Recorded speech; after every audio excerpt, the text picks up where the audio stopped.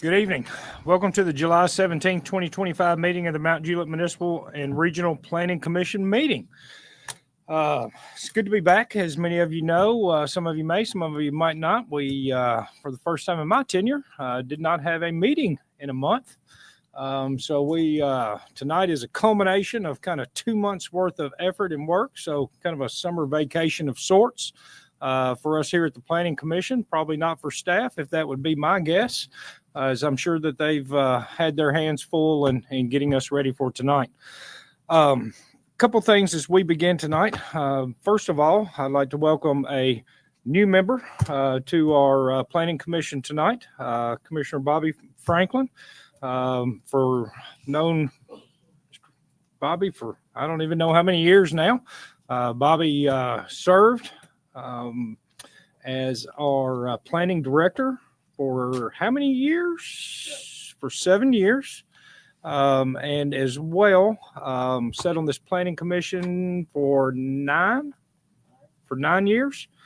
I believe previously. So we're welcoming Bobby back onto the Board of Commissioners and currently serve as a Wilson County Commissioner. So we welcome his presence being a commissioner for Wilson County and very lots of contributions to the city of Mount Juliet. So we welcome Bobby to the board yet again.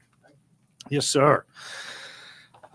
With that being said, I'd like to go ahead and read our quorum. It says the presence of 5 members of the commission shall constitute a quorum for the transaction of business.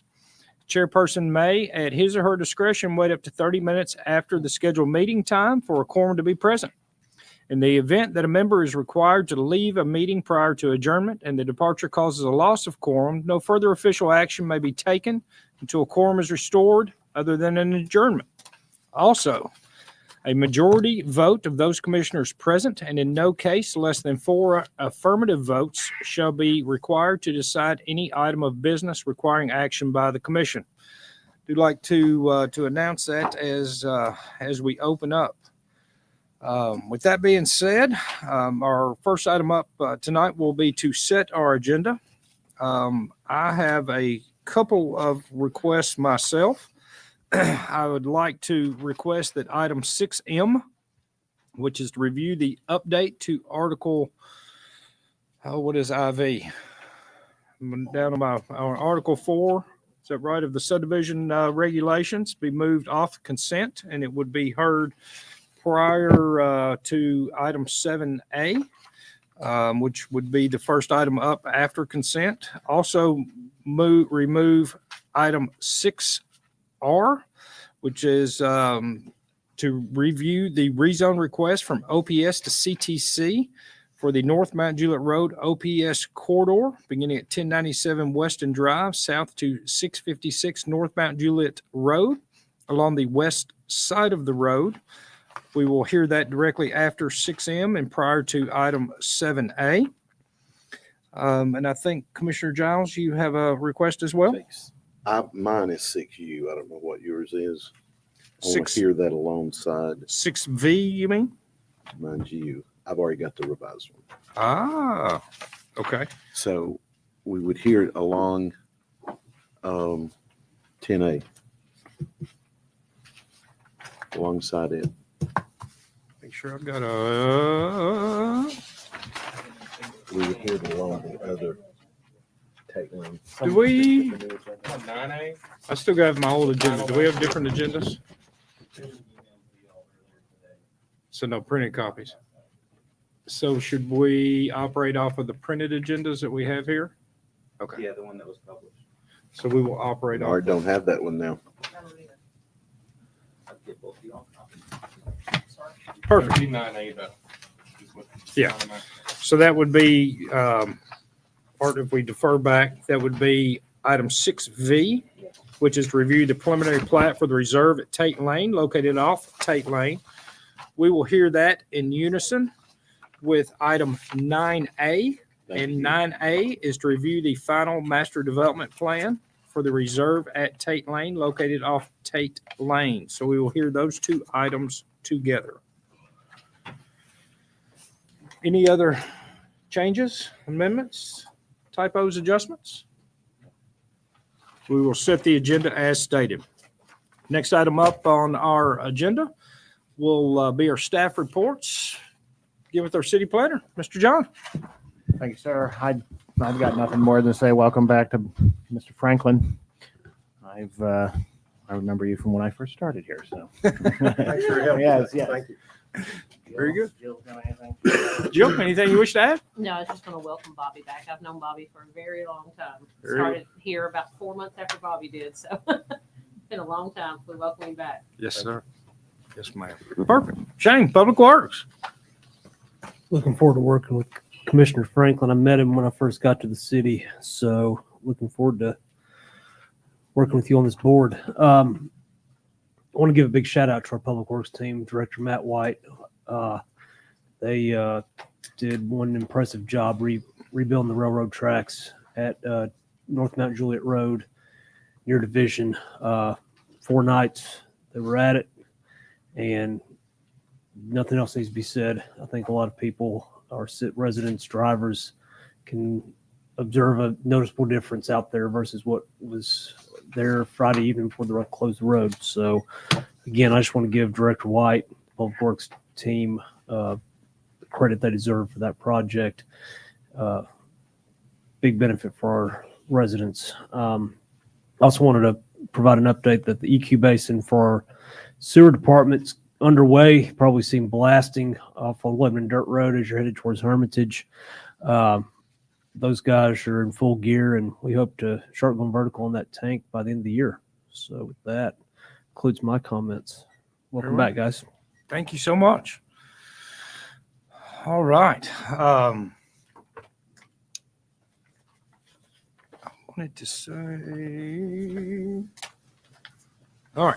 Our next item up will be our citizen comments. This time we'll take our citizen comments. Public is welcome and encouraged to make public comment about any item on our agenda. There'll be 2 opportunities for you to make comments. You may speak now, or you may speak when the item is presented to the Planning Commission. We do ask that you limit your comments to 3 minutes or less. Since we have a full crowd and some are new, maybe some have been here, and the 3 minutes kind of being key to allow everybody an opportunity that wants to speak, the opportunity to speak. And we'd love to hear from each of you that desires to do so. So if you're up here and you see me wave my hand, I do keep a little timer up here. You got about a minute left. So if you can, please try to summarize your comments at that time to allow other persons to speak behind you. So anyone that wishes to address the Planning Commission at this time is welcome and encouraged to do so. Please come to the microphone and state your name and address for the record. Please. Thank you very much, sir. My name is Nilesh Patel. I am a resident at Barrett Drive site across the North Mount Juliet Road, which we are planning to change the zoning to the CTC. Couple of years back, we have already mentioned our concerns. At least more than 20 people came over here, and we are thankful that time city has decided not to change the zone from ops to CTC. I would highly encourage if you can look at those all comments given by a lot of senior citizens. There is a reason. There's a school across the street, as well as there's a church, and this is a super nice area. We do not want any other commercial over there because it has a lot of concern. Having OPS is not a problem for us. CTC will create a lot of crowd, but a lot of concern about because it would be longer hours, different kind of business will be allowed, and all the peaceful living of the citizens will be affected. So it is my request again to look whatever 4 years back when the State Farm building, which is now over there, at that time, city has decided not to change the zone from OPS to CTC. And thank you to you all who decided to not to go for that. And please consider that point. That's my request. Thank you. Thank you, sir. Yes, sir. Any additional citizen comments at this time? Seeing no citizen comments at this time, we'll move on to our next item up on the agenda.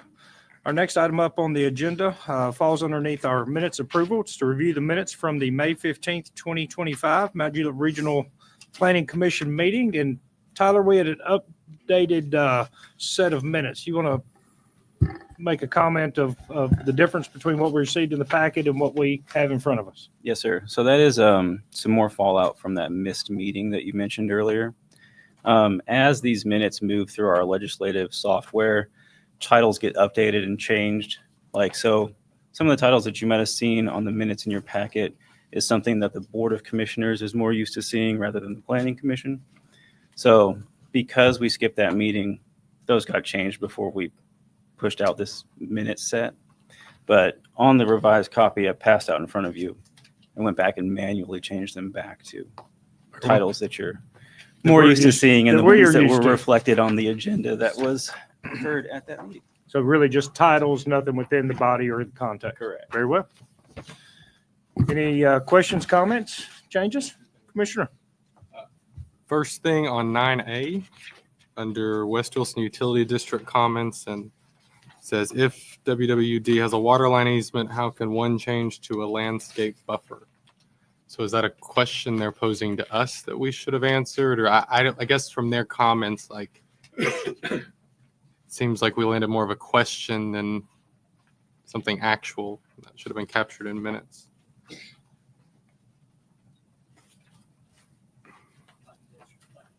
Shane, please. Those are typically comments they address to the applicant. Okay. So they've got rules on their easements with regards to buffers. So it's probably clarification than anything else, but that is from West Wilson to the applicant. Very well. Okay, thank you. And then last thing, the page numbers on the bottom, no problem with them, but if we're going to do them, if we could just do those numerically, that would be great. That's all. They're all page 1 of 24? Yeah. Very well. Perfect.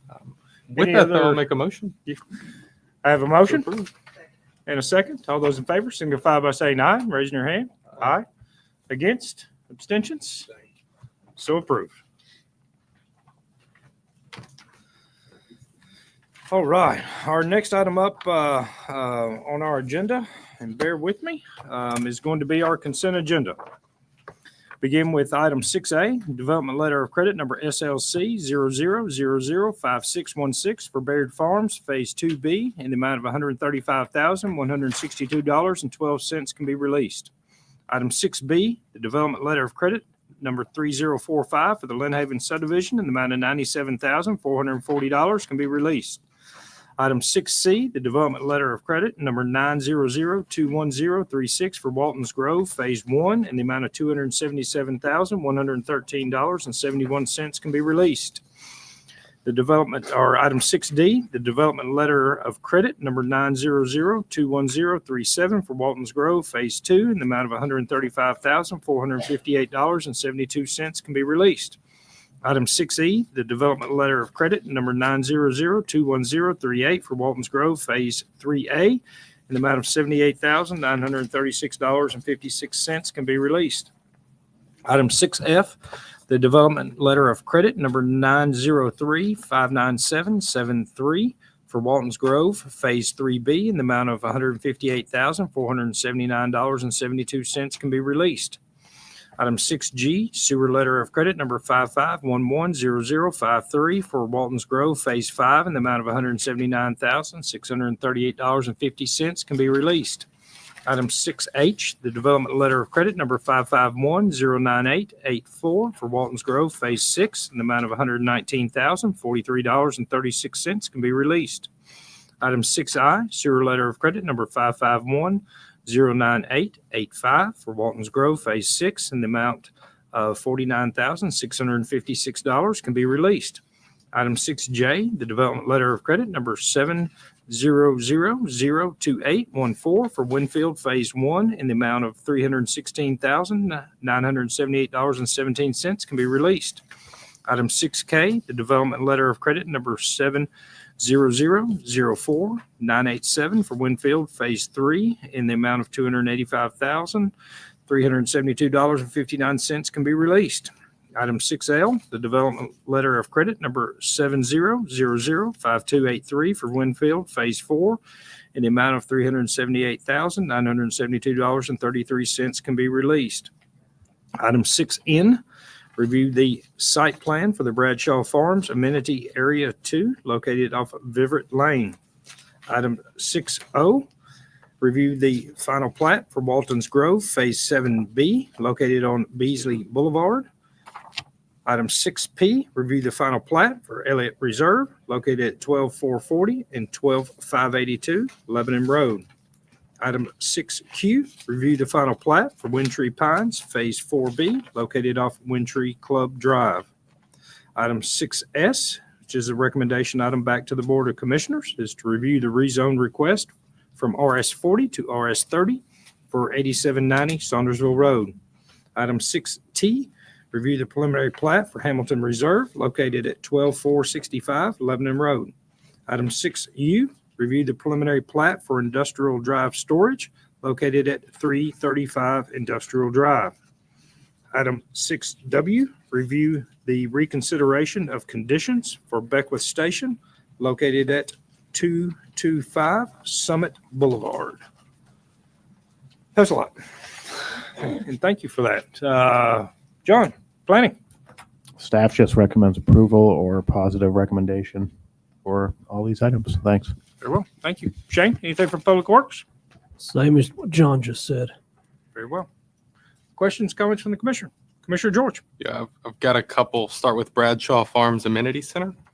The sidewalk starts at 7 feet and then it narrows to 6 feet before it gets to the wet deck. Can we not just make it all 6 feet or all 7 feet? It's kind of weird to me to go from 7 to 6. I'd rather it just be uniform all the way.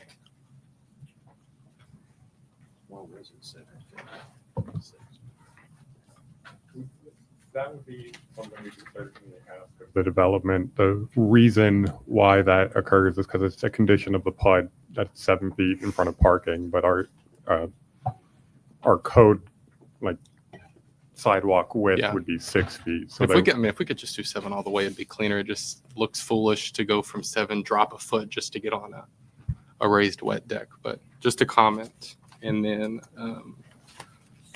other one I had was on Beckwith Station, talking about the traffic light. And we only got one sheet of paper, so this could have been decided somewhere, and I just didn't have visibility. But can we tie the traffic light to a certain CO number? Or Shane, what's your thoughts there? This project was approved in 2021. After they've received their construction permits last year, the development approached the city about revising some of the conditions of their LOC, which then in turn started a process of reviewing the civil conditions that were approved. After the city attorney and I reviewed some of those conditions, what's in front of you are rewritten conditions that are enforceable and cleaned up since they have already received construction permits. Another item that was on that list of conditions is that LOC reduction, because the Beckwith Point development off of Belinda Parkway is already in construction and already contributed towards the signal that this development will be responsible for building. And I As guess far as the CO trigger, it's a commercial business, so it would be one CO. We will have difficulty enforcing that, so that's why and that was just an idea. I guess the question is, as we look at this right now, they're responsible for installing a traffic signal, but when? Like what lever are we pulling? prior to CO. Prior to CO? Okay. Perfect. Thank you. Any further questions or comments? Got one. 6N, similar to Commissioner George on Bradshaw Farms. I had thought that we moved their mail kiosk out of the amenities. Did we not? That's an inset bubble showing. Yeah, So it it's is? around yeah, it's not in there. Okay. Yeah. All They right. show it on these plans for us to review, but it's not actually on the same spot. Okay. I was going to say Bradshaw Farms is well started at this point, right? I was like, man, how's all those people getting their mail if they're just now putting that mail in right now? That'd be a true struggle. Fantastic. See no additional questions right now. We'll call for citizen comments in regards to any item on our consent agenda. Anyone wishing to make comment is welcome and encouraged to do so. And please come to the microphone and state your name and address for the record. See no citizen comments at this time. I need to close our planning commission meeting in order to open a public hearing. Public hearing is in regards to items 6O, 6P, and 6Q. Item 6O is to review the final plat for Walton's Grove Phase 7B located on Beasley Boulevard. Item 6P is to review the final plat for Elliott Reserve located at 12440 and 12582 Lebanon Road. Item 6Q is to review the final plat for Windtree Pines Phase 4B located off Windtree Club Drive. Anyone wishing to make comment during the public hearing on any of those three items, welcome and encouraged to do so. Please come to the microphone, name and address for the record. Seeing no citizen comments at this time, we'll close our public hearing, reopen our planning commission meeting, and at which time I'm looking for a motion in regards to our items on the consent agenda. I'll make a motion for approval with staff comments and the comments that myself and the chairman made. Positive recommendation for 6S? Yep. Have a second, Commissioner Rash? Second. It's a motion and a second. All those in favor signify by saying aye and raising your hand. Aye. Against? Abstain? So approved. All right. Next item up on our agenda is item 6M. It is to review the update to Article 4 of the subdivision regulations. Want to make a quick comment on this for those that aren't aware. We are seeing this again. We actually saw this last month. We saw this last month, and we did give it a positive recommendation. However, with the many eyes that are amongst us, and me being one of those as well, with the knowledge of such, the Planning Commission is who controls the subdivision regulations for the city of Mount Juliet. Therefore, it would not be a recommendation item, and it is a voting item. So anything that this commission wishes to change, add, or remove from a subdivision regulations as we follow and as we enforce at this meeting, we do have the ability to do so. So we are seeing this item again that we gave a positive recommendation for, except this time we need to vote on this item and take it from there. So anything from John on planning on this? No, sir. Shane? Anything from Public Works? What's before you tonight, we made some revisions per legal and some additional feedback. If you've got any questions, we're here to ask them. You got anything you want to ask?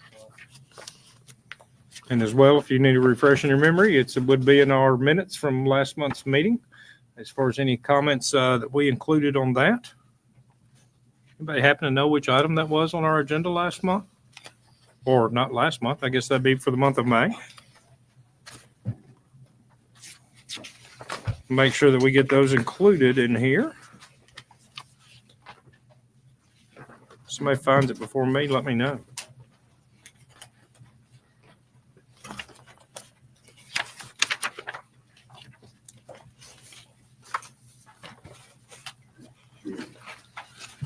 I would like to see.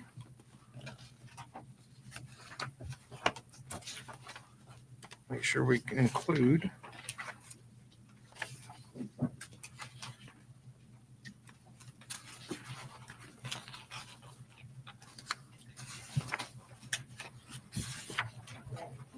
Fine. It's the April meeting, so it wouldn't be in these notes. Very well. Perfect. So no need to go finding them on there. Any questions, comments?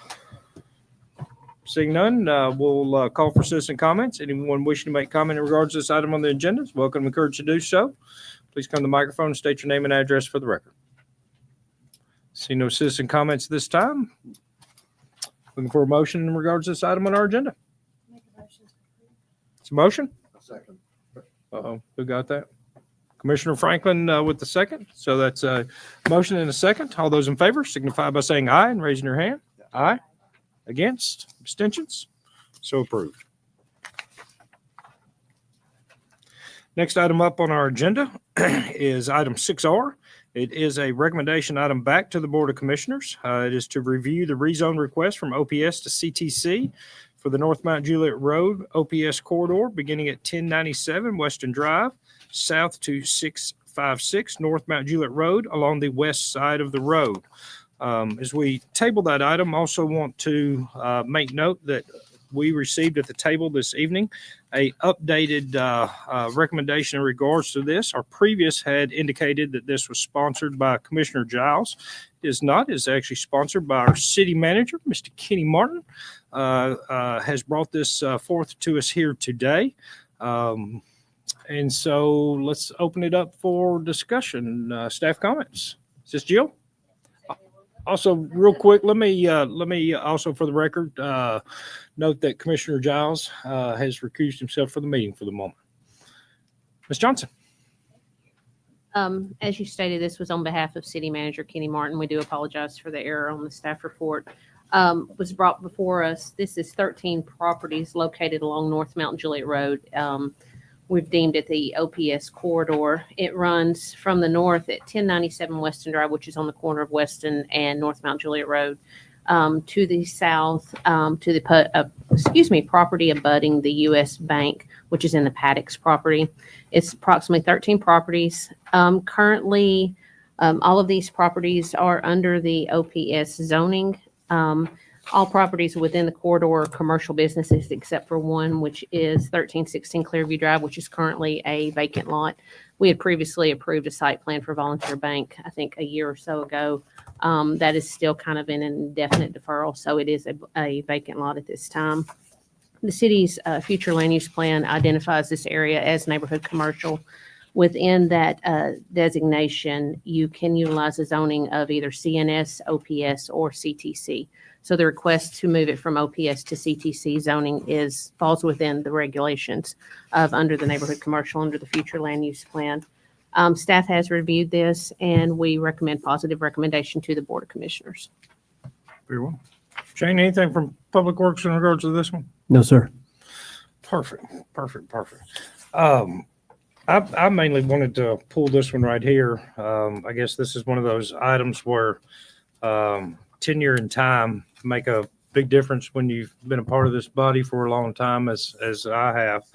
One of the first things that I can remember being a part of coming upon the Planning Commission was particularly these properties right here.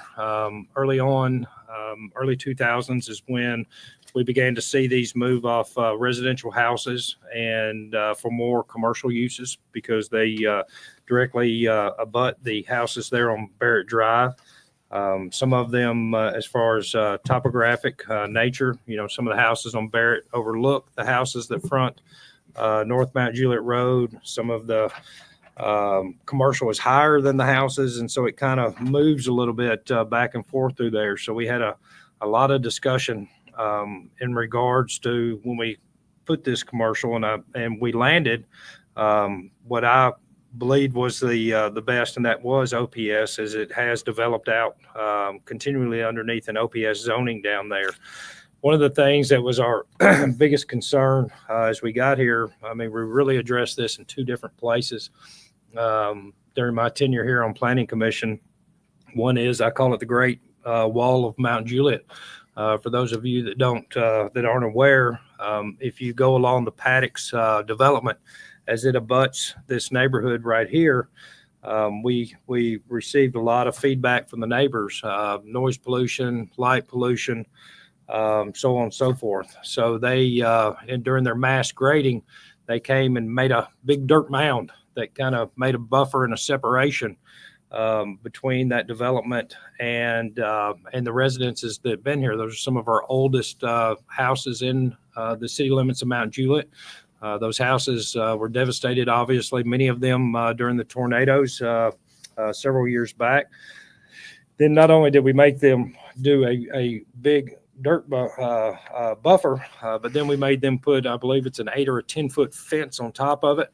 And then we made them do some very extensive landscaping. And we made it so that speakers weren't allowed on the backside of buildings such as Lowe's or Walmart. So there would be no noise pollution. We removed wall packs. We removed things such as trailers, the ability to put your wheat or your straw trailers out there, really wanting to complement and make that a nice commercial development. So we have that CMU PUD over there, but these properties kind of fall in line, and they were kind of a learning lesson as we moved into larger projects such as Providence and such as Paddocks. And one of the things that we had right here, which kind of faded away, I don't remember when we left it in that part, but at one point in time, as you can see by a few of the properties scattered through there, we made them build, I believe it was an 8-foot tall concrete block wall as a buffer. And then we also made them go through there and do some pretty extensive landscaping to make sure that these neighbors weren't affected. And we've had people go through that has developed, some that really haven't developed, but are using them as a commercial use, have done things such as a double fence that creates a buffer right there, extensive landscaping. And so, but that's done at the property owner's own will out there. Right now, I believe underneath the OPS, we just require a wooden fence, and it's a Class D buffer, if I'm not mistaken, through there, which is an extensive buffer, but nevertheless, it's not going to be mature plantings. If there's a mass clearing, it's going to be, 6-8 foot trees at best out there, even through that, because there's not a lot of growth or vegetation, and the tornado kind of took care of a lot of the mature stuff that was back there when it unfortunately came through that section. So my only concern with us going from OPS to CTC is that, one, you've got several businesses that have made the financial investment to make OPS and make it a visible lot right there. As was mentioned by, I believe, Mr. Patel over here, we liked it because it was a lower traffic with a school, with West Wilson Middle School. Also the elementary school there behind it. You also have First Baptist Mount Juliet Christian Academy directly across from it as well. So we felt that something that wasn't as extensive and high traffic would be best. Of course, things as the city grows, things change. One of the reasons why we look at things such as land use plan, look at changes and updates to subdivision regulations, as we've all done here tonight. And so the big decision is whether or not you kind of, in a sense, ignore the financial investment that those people have made that have torn down the houses and built these commercial buildings through there, or whether or not we want to open it up to a CTC. I believe in a CTC, you could have a Waffle House, you could have a Burger King, you could have a McDonald's. I wouldn't be too fancied for those kind of uses, but, something like a Starbucks that's going to hit you early in the morning, that's not going to be there in late traffic, it's not bad. I wish it was one of those items because I can see a lot of value in that personally. I wish it was one of those that, as I was looking at this, that we could say, hey, let's get that CTC, because it would be a cool thing to have, and certainly welcome particularly our morning traffic as it goes towards I-40, to have something more convenient to grab a breakfast sandwich or other things like that. But then you go, in the afternoon or in the evening, in the 5 o'clock traffic and us coming home, we're heading towards Lebanon Road, heading towards Division and those areas. You're going to have a lot of cross traffic with a heavy use right in there. And so that would be my biggest concern of a change to CTC over there in that area. Understand the value and what we've got going on. We have some CTC directly across the street from it on several different locations, mainly a bank, which again is not a heavy traffic, particularly at night. But I wish we could push them to the back. But the trade-off to that would be things such as dumpsters sitting on the fronts of buildings, which is also not desired visually for that kind of a high-profile corridor. But then at the same time, do we lose things such as, we just got through budgeting season, as everybody followed here within the city.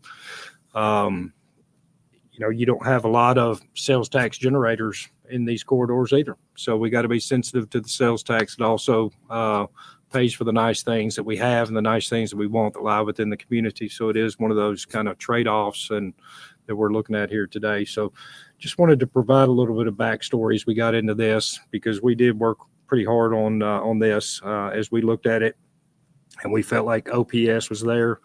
At one point in time, we felt the best solution for a buffer was a concrete wall, and that's since gone and replaced with a wooden fence, which I'm not excited about. I wish we could still have that concrete wall, to be honest with you. That really, truly, it's no maintenance ever, and it prevents any traffic or foot traffic from getting back in there into that neighborhood. And I think that was the intent of the block wall. But I guess it became a financial burden or something, and we removed it and allowed a wood fence. So that's my nickel's worth on it. Open it up to you. Please, Commissioner George. I'd really like, and I don't want to put the city manager on the spot, but I think it would really be helpful for all of us to understand the rationale of why this has been brought before, why it continues to be brought forward, because I'm willing to take a guess is it's some type of value. So I don't want to put the city manager on the spot, but if he would say a couple words, I think it would kind of help some of the conversation I'd like to have.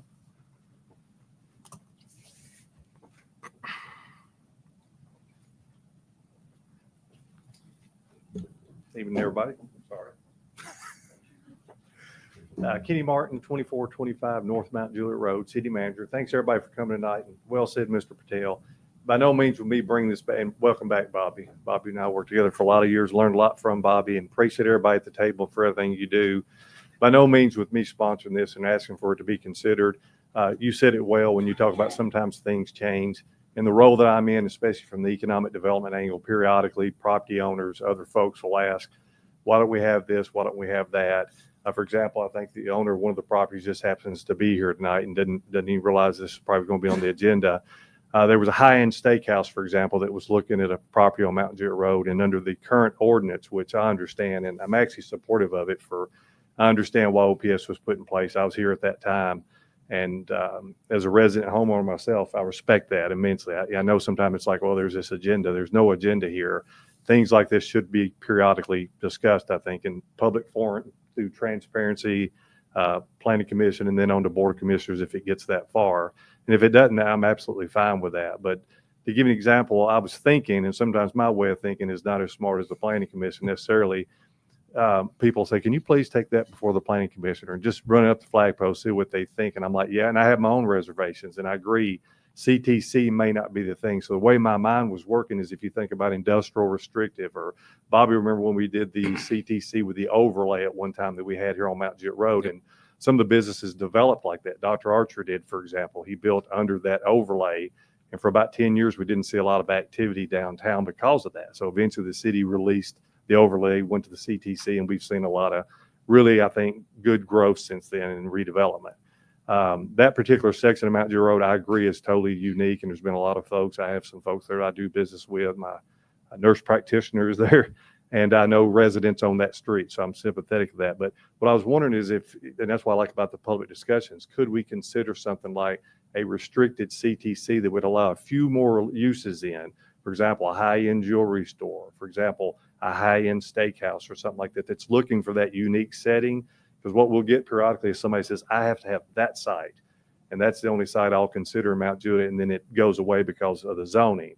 If that happens, that's okay. We have that in other places in Mount Juliet to where industrials has a specific location it can go, but then you have industrial restricted, which is even deeper. So that's all I was wanting to do, is get it before the commission so that you all could speak to it, respect whatever decisions made by the planning commission and board of commissioners ultimately, but also keeping in mind that our citizens come first, and that's why we're here. So sometimes you do things because you feel like it's right to bring it forward and say, hey, we ask, and that's the response we got, and I respect that immensely. But sometimes there's compromise, as you said, Chairman, about, I think of, for example, when we were recruiting Rocky Williams from Lebanon, the city at that time owned that property there. I agree with the residents behind there that live back there, also impacted by the tornado, that the speakers shouldn't be permitted. I also understand fast food restaurants would bring a drive-through, and you've got that speaker concept. So just looking for something that can maybe be fine-tuned. But if at the end of the day it's not to change it, then I respect that as well.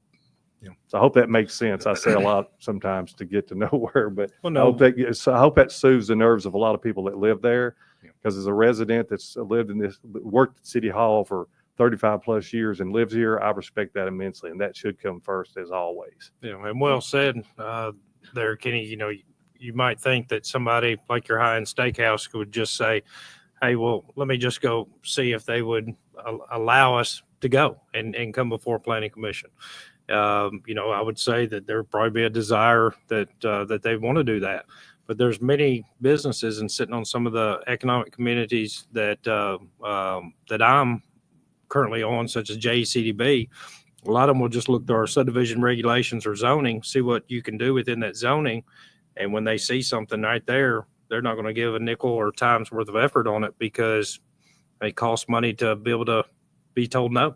Yeah. And so you are correct on that when they see that, it might not even be a phone call that you get to say, I think that you would get through, or it might behoove you to at least try, but maybe not a phone call that ever happens to somebody like yourself or Miss Hamlin or somebody like that to really try to uncover whether or not there's an opportunity because they just see it and basically run. It's not worth the fight. Yeah. And has anybody ever been asked, hey, will you run that? Will you ask them that? And you've said, yeah, I'll do that. And you didn't do it. And then you feel bad about it. I felt like I was, I should do that, but also be an understanding of the citizen. Let me say this, and this is going to sound hokey, but if anybody knows me, you know that's who I am. Basically, when I was with the police chief, they called me Barney Fife. So that's not the change. It's just the roles changed. I love this city and I appreciate what you all do. And sometimes I get awfully nervous about making recommendations because as a human being, I sit here and I see folks like Mr. Patel and maybe other people in the room. And I'm like, there's, again, an agenda or something. And I wouldn't ever want to do anything to sell our city out. Together, I came here, I was a 6th police officer. We shared police cars in the city and Luke and those that have been here a long time remembers those days. Very proud of that. And to see where it's come to, it came because of folks like yourself, the people here and the people watching from home. We all worked together to take a city that was basically 2 traffic lights, a spot in the road, and now it's the 2nd wealthiest county in the state of Tennessee, has the best school system in the state of Tennessee, is the 2nd median household income highest in the state of Tennessee. We did that together. The residents did that. So that's important to me. And I know sometimes we can't crawl within people's hearts and souls because we're not transparent. You can't see through us to tell when somebody's telling you the truth. But I like what we do as a staff. Staff knows that. They see me every day. And I'm just thankful for the opportunity, like I said, to come up here and explain to you. I hope that makes sense. May not. So it's a whole lot to say. But ultimately, at the end of the day, I just want to see if there's maybe an opportunity to consider tweaking it in some way that keeps it extremely restrictive to some degree and not necessarily CTC. Maybe it's a new creation of something different that's OPS and then professional high-end something. And if it's not and it stays OPS, that's fine as well. Very well. Thank you. Any questions for? My question would be, Please. why would a high-end jewelry store not be permitted? I mean, what would be the difference there? And I could be wrong on this, but I don't think it's allowed under, and it would be in Mount Jewett, but not necessarily in OPS. It's not an considered office. retail. So office, yes. Well, Yeah. I'm not against the CTC, but I've been listening to other people who talk about the residents who've lived there for a long time. And I think that it's important to consider the fact that they're not leaving. They're going to still be there. And we have one representative, which usually means there are many others. And I know I had a call from someone else as well. But so I would hope that we could, and the congestion of the traffic is a major concern at this point anywhere we go. And rather than make that worse, I would want us to maybe wait for a little while until we get traffic leveled out somewhere along the road there. That would be my thoughts on that deal. Has staff looked at anything as far as,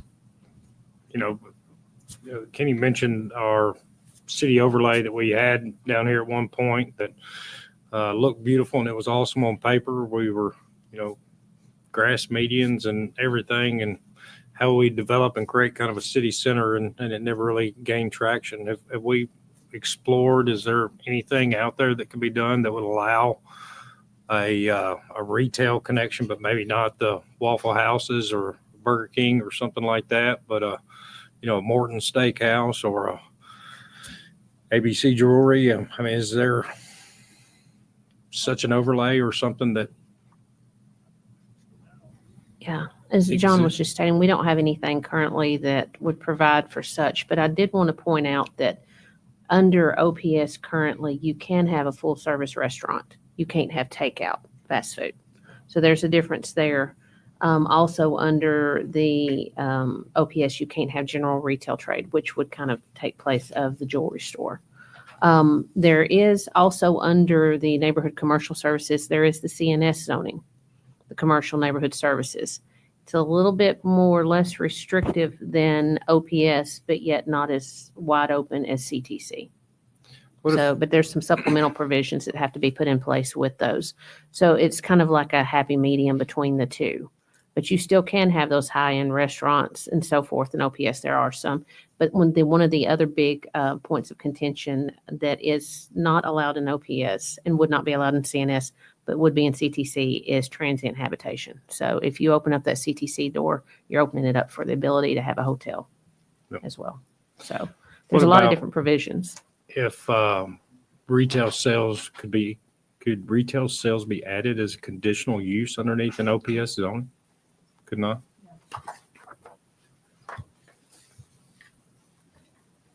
Commissioner Franklin, please. I'm gonna struggle with being craft another zoning district. Just come up with one and somewhere in between.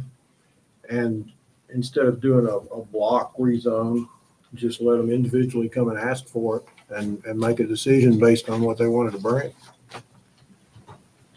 Or even just add retail to one of these districts.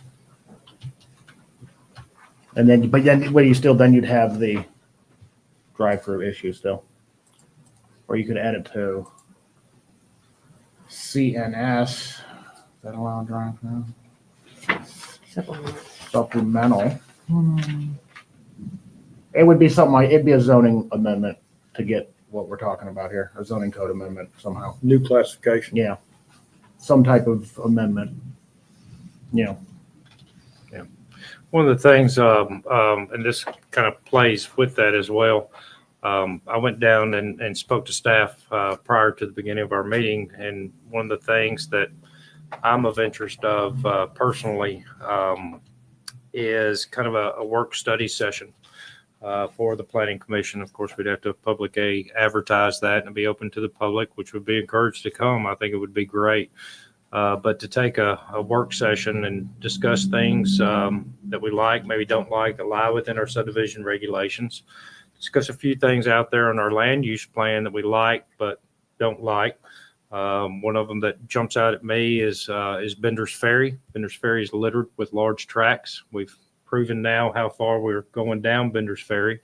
And if we don't get some kind of a master plan together for that, and particularly as we continue to press east down Highway 70.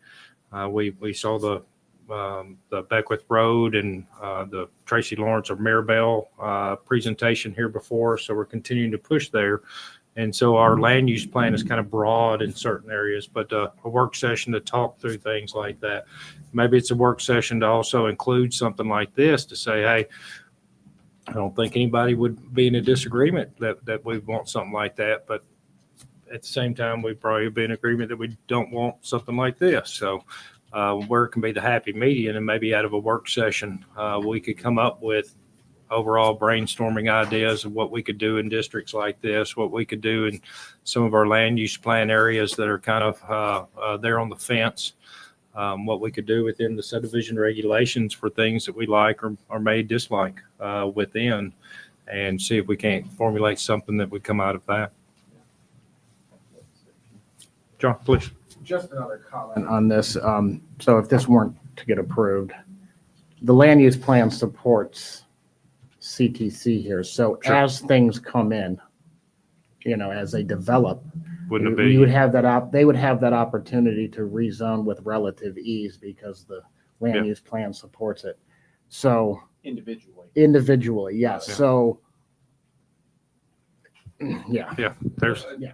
Commissioner. I think another point here that we're failing to see is that I pulled up the GIS map on my phone, and we have CTC all the way down Mountain Juliet Road. We have CTC across from Mountain Juliet Middle School. We have CTC across from Green Hill High School. So I guess the part where I'm struggling with it is I understand the concern, but there are a multitude of citizens that are in the same exact issue right now where they've got CTC that comes to their back door. So I guess I'm scratching my head, and the part of the planning commission, we have to consider the entire city, and we have to consider what we've done to this point. And it's hard for me to look here and say, well, let's protect this neighborhood, but then everything else down Mountain Juliet Road, we've put CTC on. It's just like, what makes them so special? that we're going to come out and safeguard and put OPS here, but everywhere else down Mountain Juliet Road and Lebanon Road, we've done CTC. Yeah. I can look at examples right now where I see CTC backing up to individual homes. I can see right now a home that is catty-cornered by CTC. So I'm struggling to see why something that goes with our land use plan, why there's so much pushback. But I'm just genuinely curious because, like I said, I can scroll down right now. Everything on Mountain Juliet Road right now is CTC with a couple pockets of OPS and one Do we major. look at changing some of that CTC to OPS, if that's even a possibility. I don't know if we're able to make zoning more strict as opposed to less strict. Well, Right? I mean, a lot of the feedback that I take on social media and elsewhere is that the city shouldn't be doing anything until infrastructure improves significantly to get the flow of these folks in and out. And I know in a lot of instances, we don't have a choice, right? If it meets zoning and codes, we legally have to approve it. And we've done so. That blue area just north of West Wilson, I mean, there's going to be another 500-600 homes in there just off of, pretty much just off of Mount Juliet Road. And that's It just got approved, so. to help you with that answer right there. That's part of the reason why it was one of the first things that we saw now almost 20 years ago as we developed from the interstate out. And it was mainly the church, the school, not wanting that cross traffic like that with no access to stoplights was our main discussion. Whereas a lot of those areas, you don't have the congestion that necessarily have. Even right now, it's common for traffic to be, stop and go at best from really right there as you come to the school. all well, the way and to the I interstate. appreciate Yeah. that, but I mean, we see the same issue at Mount Juliet Middle School. But that's only We can't one stop time growth. block. We can't stop growth because it's Yeah. enshrined in the state constitution that property owners have the ability to do that. We approved a large development, Sprouts across the street from Mount Juliet Church of Christ. I mean, I could sit here probably for 30 minutes and give off a multitude of examples where we have a church, we have a school, we have a neighborhood and it's just, I'm just baffled, I guess, that in the argument of intentionality, we're saying that this one specific neighborhood is different or special. And I'm not trying to be argumentative. I'm just genuinely trying to understand how, if we're going to be intentional, we're going to have a land use plan of where we see the city going, and we're going to do this on every other part of the city. Why are we pumping the brakes on this one part? I just can't. Reiterate the issue with the traffic again.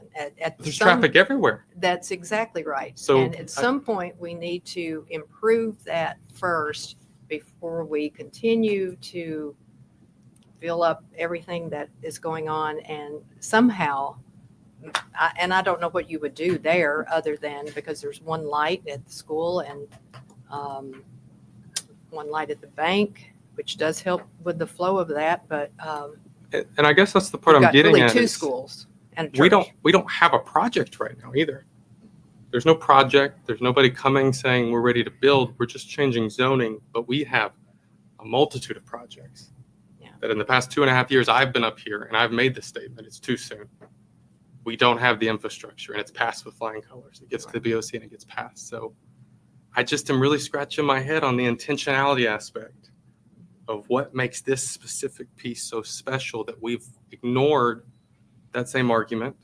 We've ignored a room full of people that have come here in the same exact situation. And we've said, we're sorry. We think that's what's best or that's what's in the future land use. I'm just trying to understand what makes this special, because we have pain points for traffic all over the city. So I saw this on consent and I was fine with it because it's in line with the future land use. I went to the GIS map. It's riddled all through Mountain Juliet Road. So it just begs the question, why is there this big back push to keep this OPS? I don't know, but it just doesn't sit right with me. And I'm just one vote, so. Commissioner Rest? Just got a couple comments about it. One, I think, Kenny, you answered the question. One property owner realized it was on there, had no idea it was even being done. I'm much more used to seeing individuals coming up and asking for rezones rather than it come from just a swath of a corridor. And if it's in our plan, they can do that when they come up and apply for redevelopment. I'd much rather want to see individual owners come up and make their case. Certainly don't want to see, I won't specify the fast food restaurants, but I don't want to see 15 fast food restaurants lined up here either. I don't want to be able to look at them individually and make a decision then. There was a lot of the discussion was the possibility of just what you said. Further questions, comments? Thank you, Kenny. Thank you all. Yes, sir. This time, let's call for citizen comments. Any citizens wishing to make comment, are welcome, encouraged to do so. Please come to the microphone and state your name and address for the record.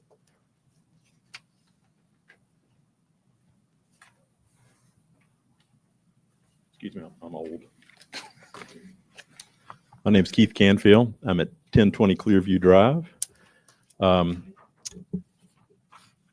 had these nice prepared remarks that I'd worked on for about 3 days, and between what you said, Chairman Winchester and Manager Martin, you took a lot of my points away, and I appreciate that. I do think it is very helpful to hear the perspective that Chairman Winchester had about that neighborhood. It's the oldest named subdivision in Mount Juliet, over 60 years old.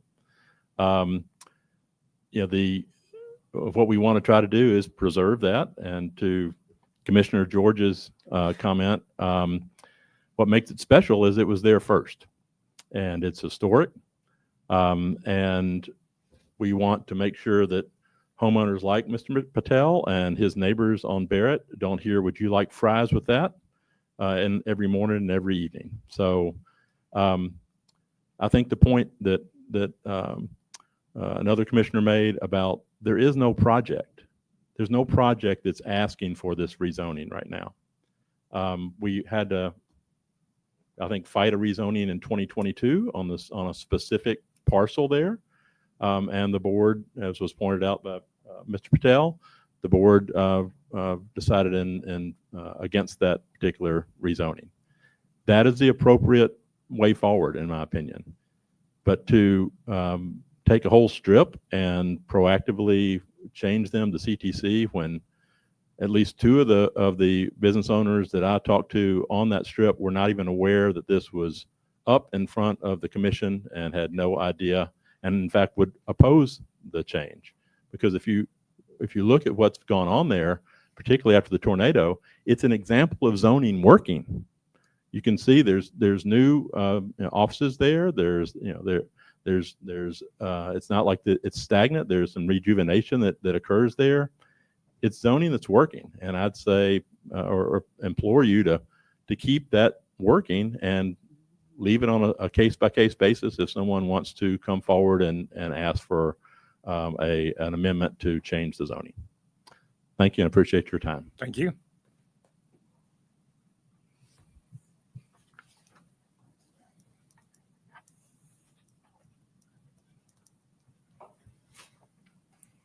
My name is David Seeley. I live at 1005 Clearview Drive. Chairman, thank you so much for protecting our community, specifically my neighborhood a couple years ago. It is special. It's special because that's the neighborhood my kid lives in, his friends, his family. It's special because we aren't like the rest of the neighborhoods. Why do we need to add what's already happening to the rest of Mount Juliet, specifically to this neighborhood? Why do we need to affect that? What does it do for Mount Juliet? No one's coming here for a high-end steakhouse. It's a beautiful town. I love living here, but come on, like that's ridiculous. We have the jewelry store in Providence. The owner of that pays for meals every year at Thanksgiving over at Cracker Barrel, right? Why do we need another jewelry store possibly coming in to make any sort of change for our town? Give us a new road. I'll tell you what happened in my neighborhood while Mount Juliet Road at the railroad crossing was being rebuilt. The cars were going down our neighborhood. They were cutting through our neighborhood all day because they couldn't go down Mount Juliet Road. That's the change you guys need to affect. Not adding more businesses. Give us roads, give us some infrastructure to actually grow for the future. As previously mentioned, there's another large subdivision going off of Mount Juliet Road and Old Lebanon Road. Where are those cars going? How are we getting in and out? You go past Mount Juliet, what's that, West Wilson Middle School in the afternoon when there's kids in session. It's bumper to bumper. Just for the middle school, get along with another 400 or 500 houses that are going in.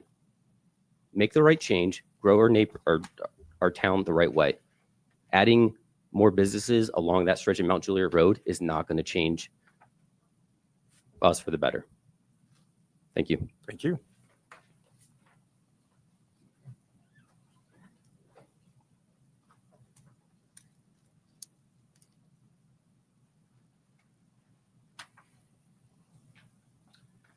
Good evening. My name is Matthew Thomas. I live at 1314 Clearview Drive, which is directly adjacent to 1316 Clearview Drive, the vacant lot. And so my family stands to have an immediate effect potentially with this change.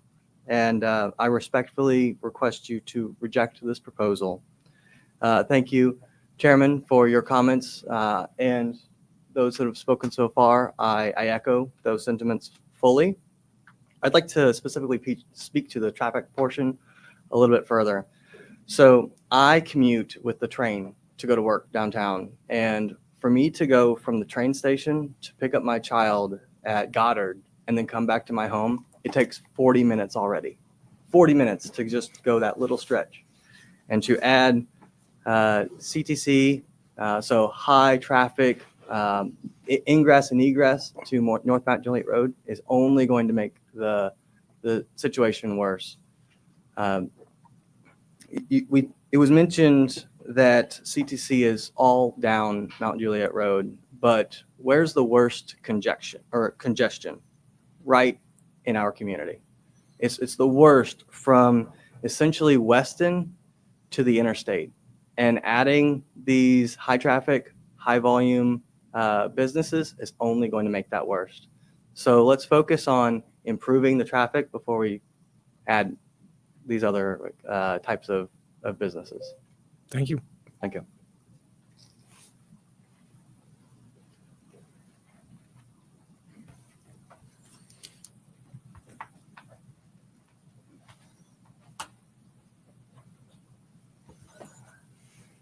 Hello, Jeremy Jernigan, 1006 Clearview Drive. As a member of Mount Juliet since day one, born and raised here, 5th generation in Mount Juliet, I'm very proud to see where we have been and what we have done.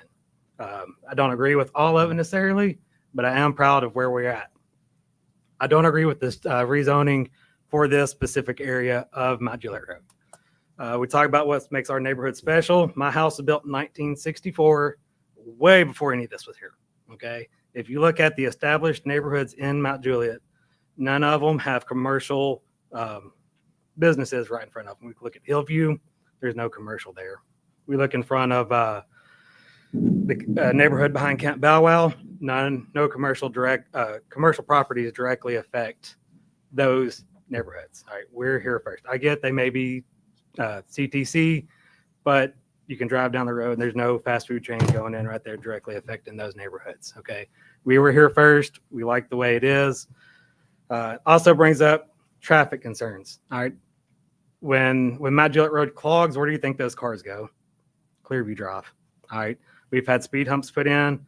I can also sit on my front porch and watch people go in excess of 40, 50 miles an hour down Clearview Drive still. With all that being said, I'm just hoping we keep the zoning the way it is, and we do not change it to that town center. Thank you. Thank you.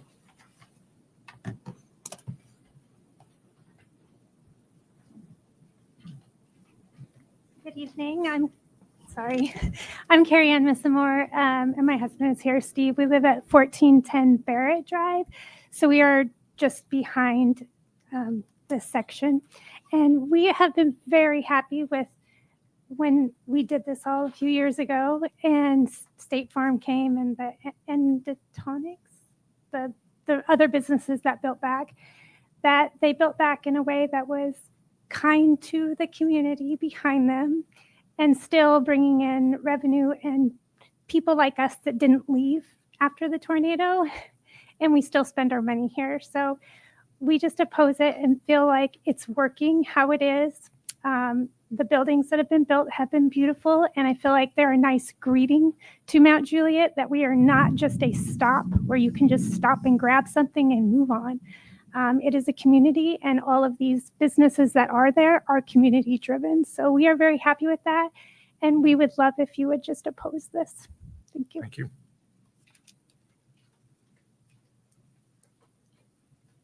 Oh, sorry, only one time to speak. Okay, Mr. George has some comment that was asked, Very but that's well. fine. Thank you. Please.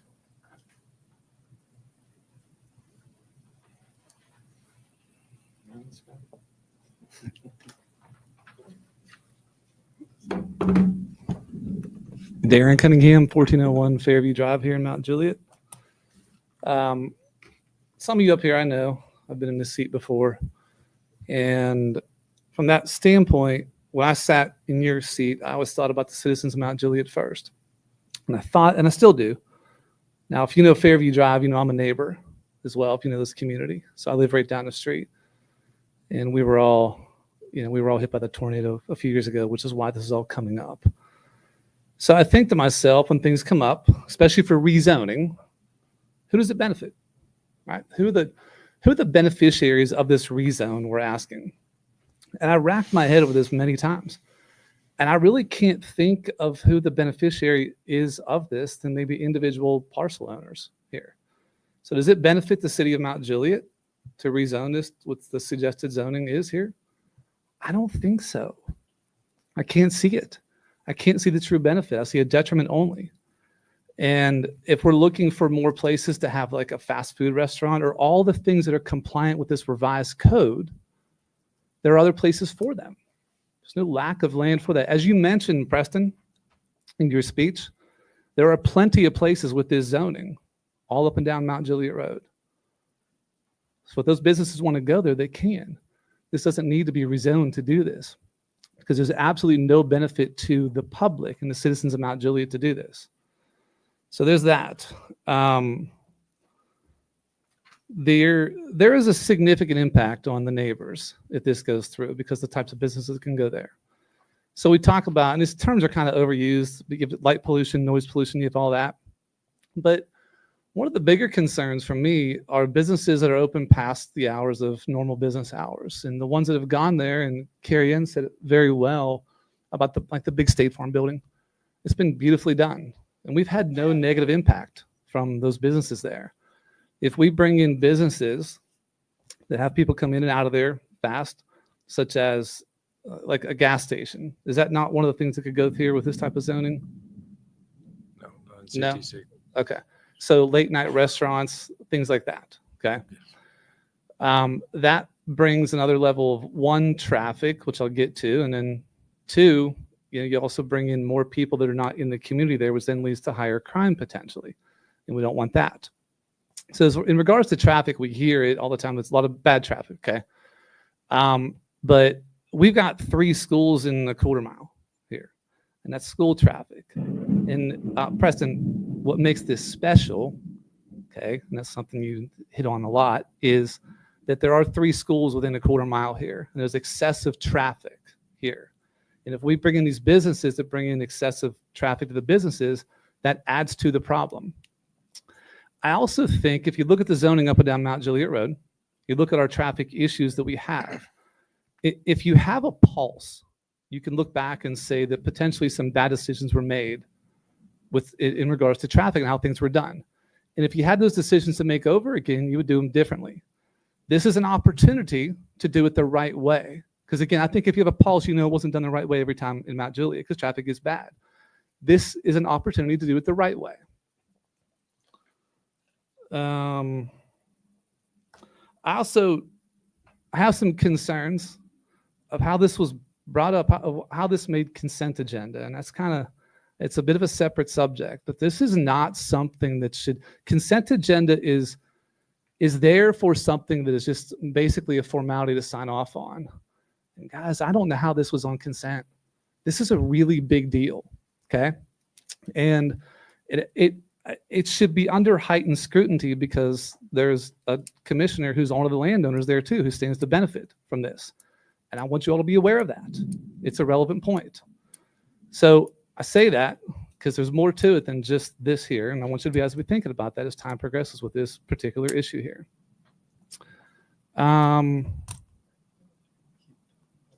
This was brought up before and it was denied. And I would like to know, has something materially been done different between then and now? When it was anything else that's happened that would make this more acceptable this time than last time? Thank you, Preston. I'll rub my meeting bug. Okay. Thank you. Thank you. Commissioners, Thank you. Thank you. Thank you.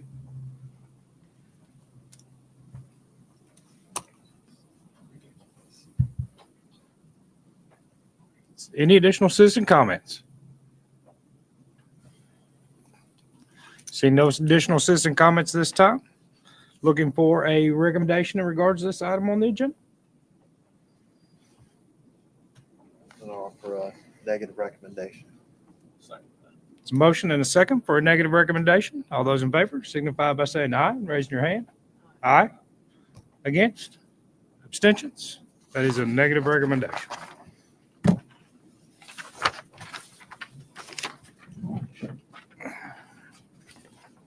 All right. Next item up on our agenda falls underneath Land Use Amendment, Preliminary Master Development Plan and PUD. It's item 7A, which is a recommendation item back to the Board of Commissioners. It is to review the Land Use Plan Amendment for the Sutton, located between East Division Street and Rutland Drive and Golden Bear Gateway. As a reminder, this is the Land Use Plan Amendment only. John. And as such, I'll speak on the land use plan only. So for a portion of this PUD, they already have the land use plan, supports what they want to do here, the CMU PUD. This land use request, or land use amendment request, is for a part of the PUD. It's the single family component only. It will all be to mixed use for the whole PUD. Or that's what it is now, but they're looking for a single family land use for a single family component in this PUD that we'll see once we get to it, if we get to it. But like that's basically all on the land use. It's for the single family homes in here. And it's they're asking for mixed use to single family residential land use. That's all I have. Very well. Shane, anything from Public Works this time? No, sir. Let's open it up. Questions, comments from the commission?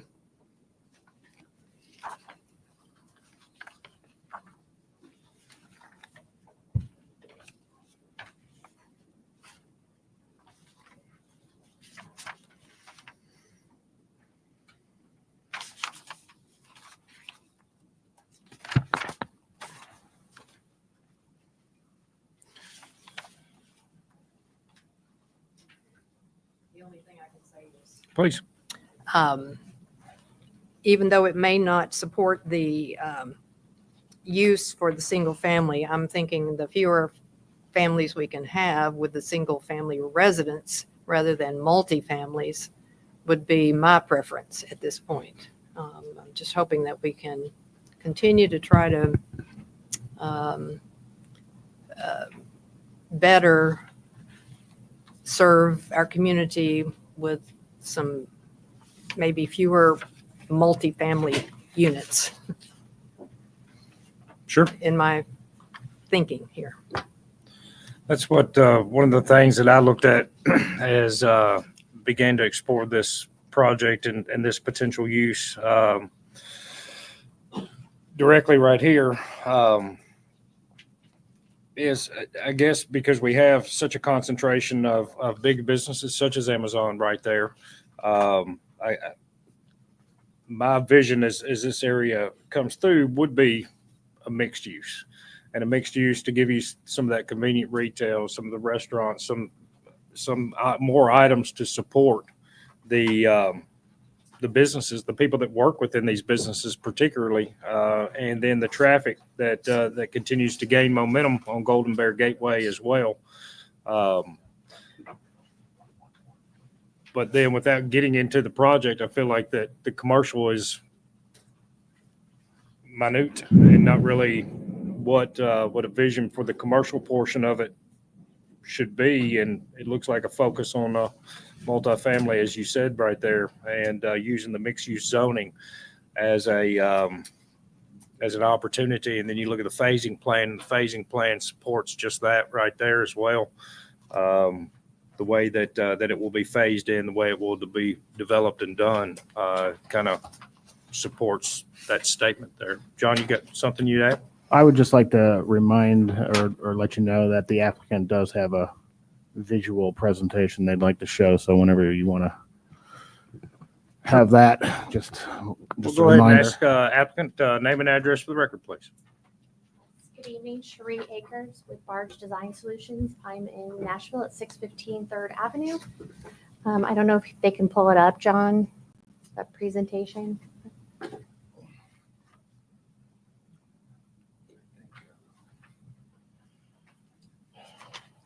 So yeah, we are proposing a mixed-use development, as you see from the applicant, and let's see if this will move forward. Okay.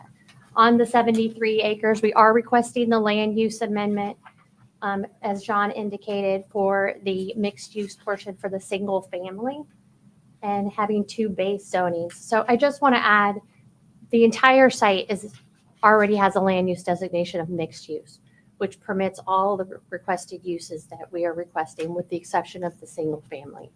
We are asking for the amendment on the 27.17 acres that you see here in brown.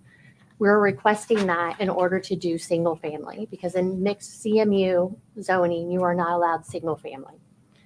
And we feel that we've taken a great pride in developing this project and designing it by trying to be good stewards of the land and trying to have transitions from the higher intensity that you see up along Golden Bear Gateway.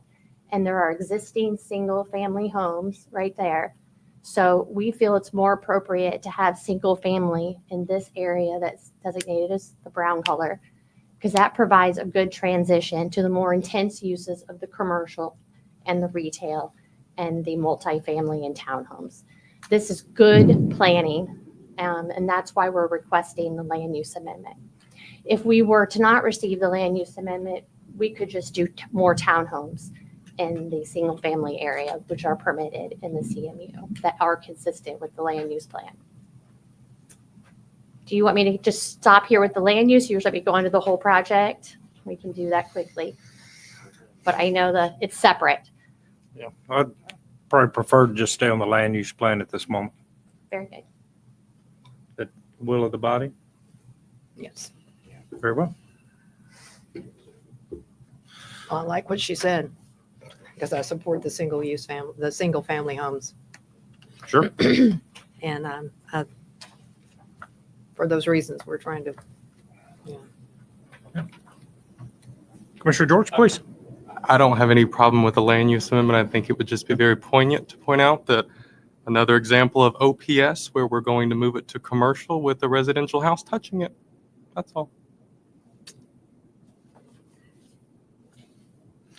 This time, let's call for citizen comments. Any citizens wishing to make comments in regards to this item on the agenda, welcome and encouraged to do so. Please come to the microphone, state your name and address for the record.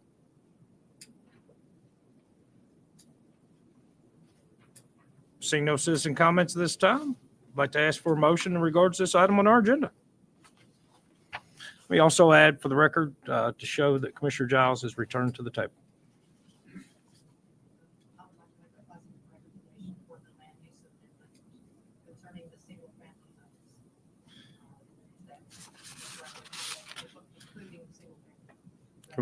Can we make it subject to the approval of the preliminary master development plan? Yes. That'd be okay? Then that way, if it doesn't pass, then it defers back. I'll second your motion.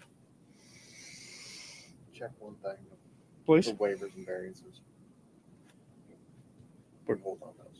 Yeah, we're not granting any of those, just land use plan only. Commissioner Rass was just asking about waivers and variances, so we're not offering any of those at this time, just land use plan only. Very well. So that's a motion and a second. All those in favor signify by saying aye and raising your hand. Aye. Against? Abstentions? It is a positive recommendation. Our next item up on the agenda is item 7B. It is to review the preliminary master development plan PUD with a rezone from OPS PUD and RS40 to CMU PUD and RS10 PUD for the Sutton located between East Division Street, Rutland Drive, and Golden Bear Gateway. John, planning. All right, this is at the corner of Golden Bear and Division. The entire thing's about 74 acres. 74 acres. Total dwelling units, including single family, multifamily, all that, 649. The commercial square footage that they've got proposed here is 102,132 square feet. Overall, I think it's a pretty good plan. I agree with, like Cherie brought it up about the single family transition and all that. One of the comments we do have, though, and I think we've talked about this, staff has talked about this, being that Golden Bear is a major commercial thoroughfare, and that is the goal of the city in the future to develop that commercially. One of the concerns we had with this was the townhomes up in that would be the northwest quadrant up there along Golden Bear, along Division. It's kind of a trade-off scenario. We got the townhomes, we got to put them somewhere. We got single family, got lower density behind, but honestly, that's staff's opinion. I think would be better served with commercial along that front. You're giving up commercial frontage on a major thoroughfare for something that's residential. And also, frankly, I don't know if living on a road such as that or directly adjacent to it is necessarily the best environment. But generally high level, and this is PUD level here, so that's kind of how we're speaking. Overall, pretty good. The biggest caveat with that, I guess, would be the number of the waivers. There's a lot of them, but a lot of them are fairly normal, fairly routine that we see in here. And I don't know how you want to go through them. If you want me to read them, or are you going to read them into the record, or how are we going to do that? Because there's a number of them here. I don't know how you want to handle that, but we got our recommendation in here and there's a handful we're not recommending approval on. I could maybe go through those. Access streets to allowed front load garage with decorative doors. We don't necessarily support that. As far as the bulk number two, or rather number two here, 33 homes on a cul-de-sac. I'll let Public Works weigh in on that. Number three is the bulk regulations. We support all their requests there. They're all reasonable for this type of development, I believe. Side setback, 7.5 feet. We usually request an 8-foot setback. I mean, what's another foot? Number four, slopes. That's the one that comes up frequently. I'll let Public Works weigh in on that. Here's another common one: perimeter fence around multifamily. That's required by code. They'd like to omit that. I support that. Max height of 55 feet. This is kind of a big one. If you're within a half a mile of I-40 and Golden Bear, that interchange there, you're allowed up to 70 feet. They don't fall. There's no part of this PUD that touches that distance. It's outside that distance. So they're not granted by right in the code the ability to go up to 70 feet because of not being within that distance. So they're asking for 55 feet, and it would have to be something that this board approves. I have in here, we don't support it. It's kind of it would be first one I can think of outside of the interchange area that would have been granted additional height. How did Amazon? Amazon, okay, take it back, yeah. I forget about that one. Yeah, that one, 90 feet. Less than 22-foot long driveways for alley-loaded, front-loaded townhomes. I have in here, we don't support it, but that's just for the townhome. It's not for the single family. So I'd be willing to go either way on that one, I guess, as a recommendation. Number 8 here, this is the facade materials. So they're asking for 50% masonry and 50% secondary, which they specify as hardy and board and batten for the multifamily component. And that 50-50, staff supports 70-30. That's more along the lines with what we usually support for a multifamily mixed use thing like this. Number 9 is the single family. They're requesting 50-50. Again, 70-30 is what staff would support. Omit column between two-family or two-car garages if street facing and if a decorative door is used. Staff supports. Not really a fan of the column.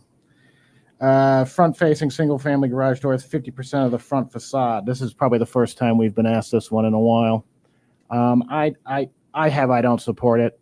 I don't think it looks good personally, but there are options with doors, and it could be spruced up a bit. It wouldn't necessarily be the end of the world, I don't think. Single family front loaded garages flush with the front facade. That's another one we don't get too many requests on. Staff supports. Single family lots less than 10,000 square feet. Okay, so this one I put it in here because they requested it, but it's not, that minimum lot area that we require of 10,000 square foot and the average of 15, that is for residential only PUDs. This is a mixed use PUD, so it doesn't really apply here. But you are granting, since they're asking for a base zone of RS10, that's a 10,000 square foot lot. So anything smaller than 10,000 square foot is a PUD waiver. Grocery store to be 10,000 square feet in lieu of 20,000. We have a 20,000 square foot minimum on grocery stores. Staff supports that. 25% shared parking arrangement. We'll have to flesh that out further going forward, but staff supports it. There's going to, if the uses support it, if the type of uses and all that supports, that would be more of a site plan type thing, but we could support that. Omit sidewalks in areas that require environmental impact. Planning doesn't support. Allow townhome balconies to encroach into yards. Support. Greenway trail to be mulched in lieu of paved. Planning and zoning does not support that either. I guess that's probably the gist of this. It's, like I said, overall, I think it's a pretty good plan. There's a lot of waivers for you guys to weigh in on. And again, 649 residences, single family, townhome, multifamily, and then 102,132 square feet of commercial. And I think I hit some of the concerns we had on this, but that should about do it for me. Again, if I think of anything else, I'll let you know, but that's it for me. Thank you. So staff supports or does not support this request? Support. Very well. Shane, please, Public Works.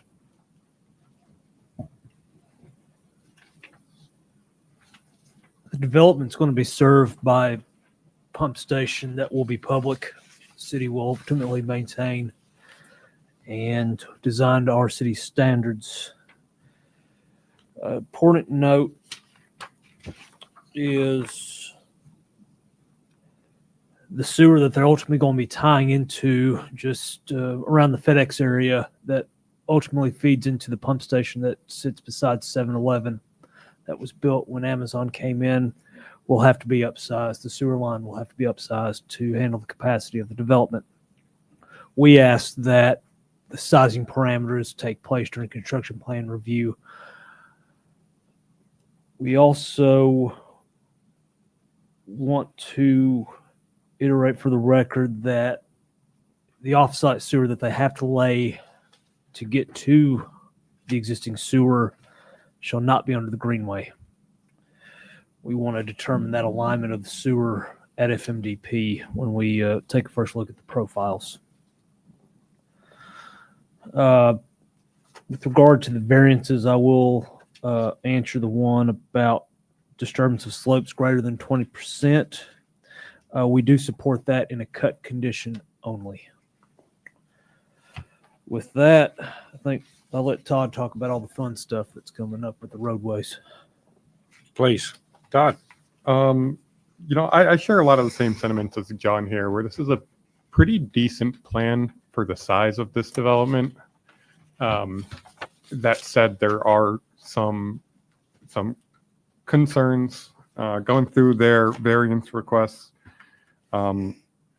Request to allow front-loaded garages on access streets. Public Works also does not support that. Request to allow more than 14 lots on a cul-de-sac. That is supported conditionally on 24 feet of pavement, edge of pavement. That's pretty standard. Let's see, request to allow up to 25% shared parking. We do not support that without a shared parking analysis. However, I'm not sure the development is still asking for that. We will have to get clarification from representation. Request to allow permanent dead ends to terminate within 150 feet of a property boundary. That is supported as their dead end has no units on it. It's just a cul-de-sac essentially in someone's backyard. Let's see, request to allow residential frontages on a collector. Supported on one side of the street with shared driveways. So 2 conditions on that one. Request to waive sidewalk requirements in areas with environmental impact, not supported. Request for greenway to be a mulch trail. That would be an ADA issue, not supported. Other things on site to be aware of, they are requesting that their spine road between Division Street and Rutland Drive be a public road. Staff is requesting that road be private, based on some of the liberties they've taken with the cross section. If that road was to be public, we would ask that be a full minor collector, which is standard in commercial districts. And if that is the case, then we are bound by our new access manual. So a lot of what they're showing here wouldn't be possible, particularly behind that grocery store. If it's private, they've got a little more leeway. In the townhome district, over on the corner of Division and Golden Bear Gateway, they are providing 22 feet of pavement, which is consistent with our access lane standard. But with the perpendicular parking on there, technically our drive aisle standard is 26 feet. And with this, there's some pedestrian connectivity issues in the townhomes that would need to get worked out. Nothing that I think kills that, but certainly something that would need to get addressed by FMDP. Technically speaking, their smaller cul-de-sac would be, I'm asking for that to come off a private road. That would also probably have to be private. So really your only public road would be the one coming off of Rutland. As far as access goes, I do want to applaud the development team. I gave them feedback on their access, and for the most part, they did really take it. Where as of right now, they're proposing 2 right-in, right-outs on Golden Bear, along with their signalized central access. That said, there is one access that is not HSAM compliant on Rutland Drive. It is too close to Golden Bear Gateway, but their traffic analysis does show that the queue at any potential Rutland signal would not back up to that driveway. So it wouldn't be the end of the world, but it is not compliant. So staff does not support that. Let's see what else we got a lot. As far as off-site improvements go, we are talking about a very large development. We are talking about a lot of traffic added to Golden Bear Gateway. As such, we are conditioning that they would signalize the Rutland Drive intersection. That is a cross condition with Project Jolene. That Project Jolene has the same condition, but they're coming in slower than anticipated. There would also be some turn lanes involved with that signal. I actually need to add into the staff report at the East Division ramp that is also going to need to be signalized. I asked for them to remove that signal because signals are bad for your traffic progression. When they sent me their updated traffic study, the queue on the ramp it didn't work. We're going to need to signalize that, unfortunately. That said, I have also conditioned that they coordinate and provide time of day plans for every signal from the Division ramp down to your I-40 eastbound ramps. That will help with our traffic progression through the area and does mitigate a good chunk of their impact here.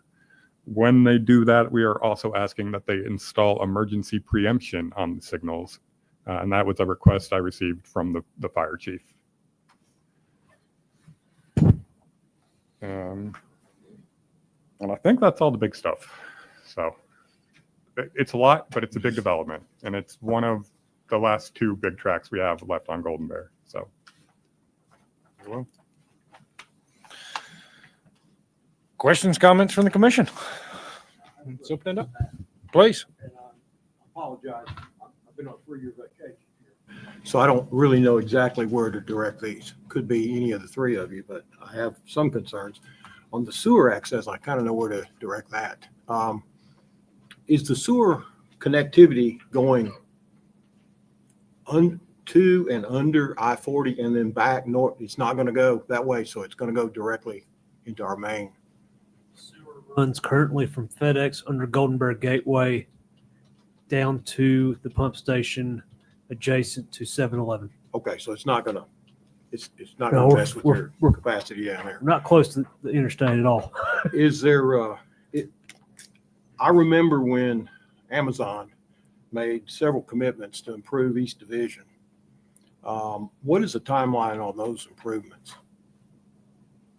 I actually was talking, that's Public Works Director.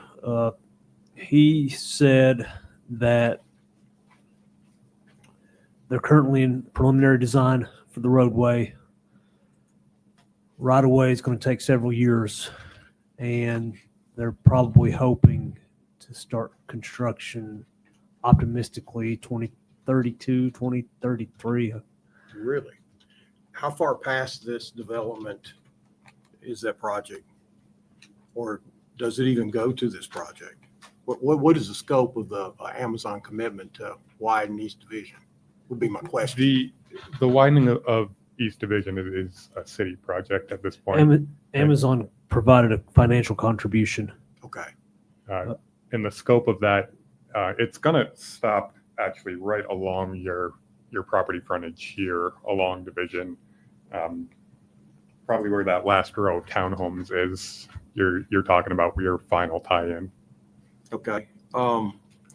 Some here may not know, but the County Road Commission is requesting to lower the speed limit on East Division because it's probably the second most unsafe road in the county right now, next to 109, as far as accidents, and mostly because of no shoulder.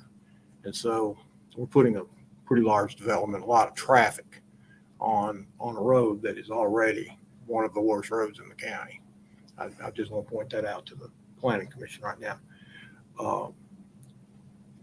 I guess while I'm talking, the one problem that I have with this overall is in agreement with staff. If City of Mount Juliet has built Golden Bear Gateway for a retail corridor, and to push so much high density residential up close to and take that road frontage away is a loss. And also pushing it up next to the train tracks and all the traffic probably isn't even good for the residential, much less our tax base. So those would be my two largest concerns, and the infrastructure concerns.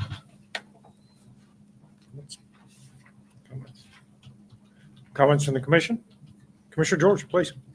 So I'm seeing a piece of city land involved in this. I'm assuming there's been discussions about purchasing that if this gets approved. Just I can't really comment on the purchase of it. I know that the land is not currently under contract because of various board approvals that have to happen. Obviously, this plan couldn't get official approval until it was under contract. So, but that would be at the BOC level. However, I will point out that there is a Tennessee statute that requires that the Planning Commission approve or disapprove any sale of public property. So if the commission decided to make a positive recommendation for this, I would recommend including in the motion the Planning Commission's approval to sell the property, so it wouldn't have to come back before the Planning Commission to sell it. Sorry.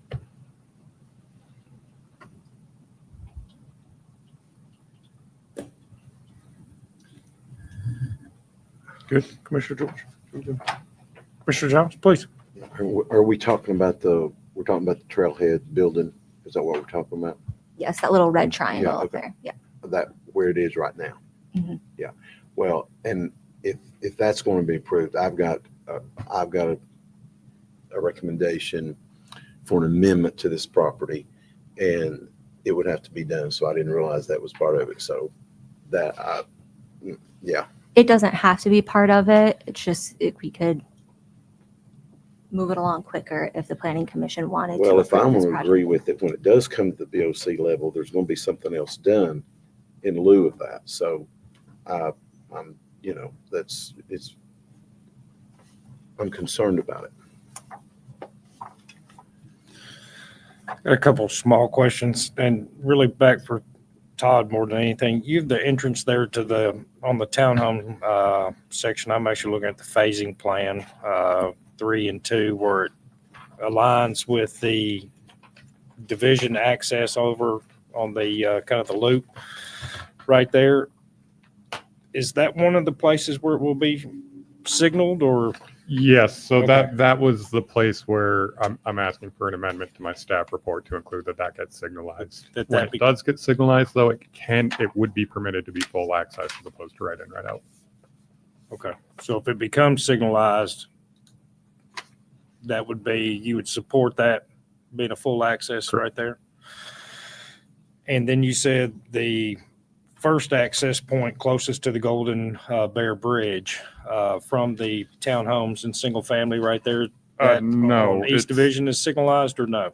No, East Division would not be signalized. East Division would receive turn lanes and, depending on schedule, possibly tie into the Division project. Assuming that this comes in before the Division Street project, we're talking left turn lane, right turn lane. What about widening to 3 lanes from that point, from the corner of this property right there all the way to the bridge? That way you don't have, if you have eastbound traffic or westbound traffic, I'm sorry, if you have westbound traffic on Division trying to make a southbound movement right there, and you've got eastbound traffic, that it's not going to just cause them to sit there right before our light. Yeah, I would recommend if we wanted to do a 3-lane section along that frontage, that we just tie it in and it carries all the way to the signal.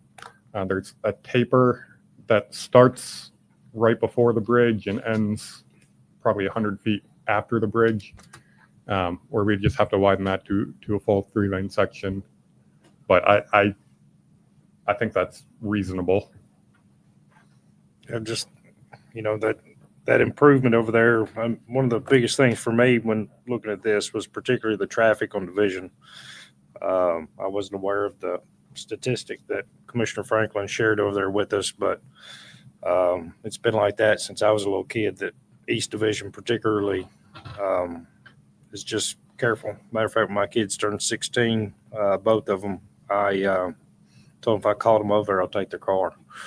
It scares me that much, them driving through there, especially new drivers through there. I remember well. Yeah.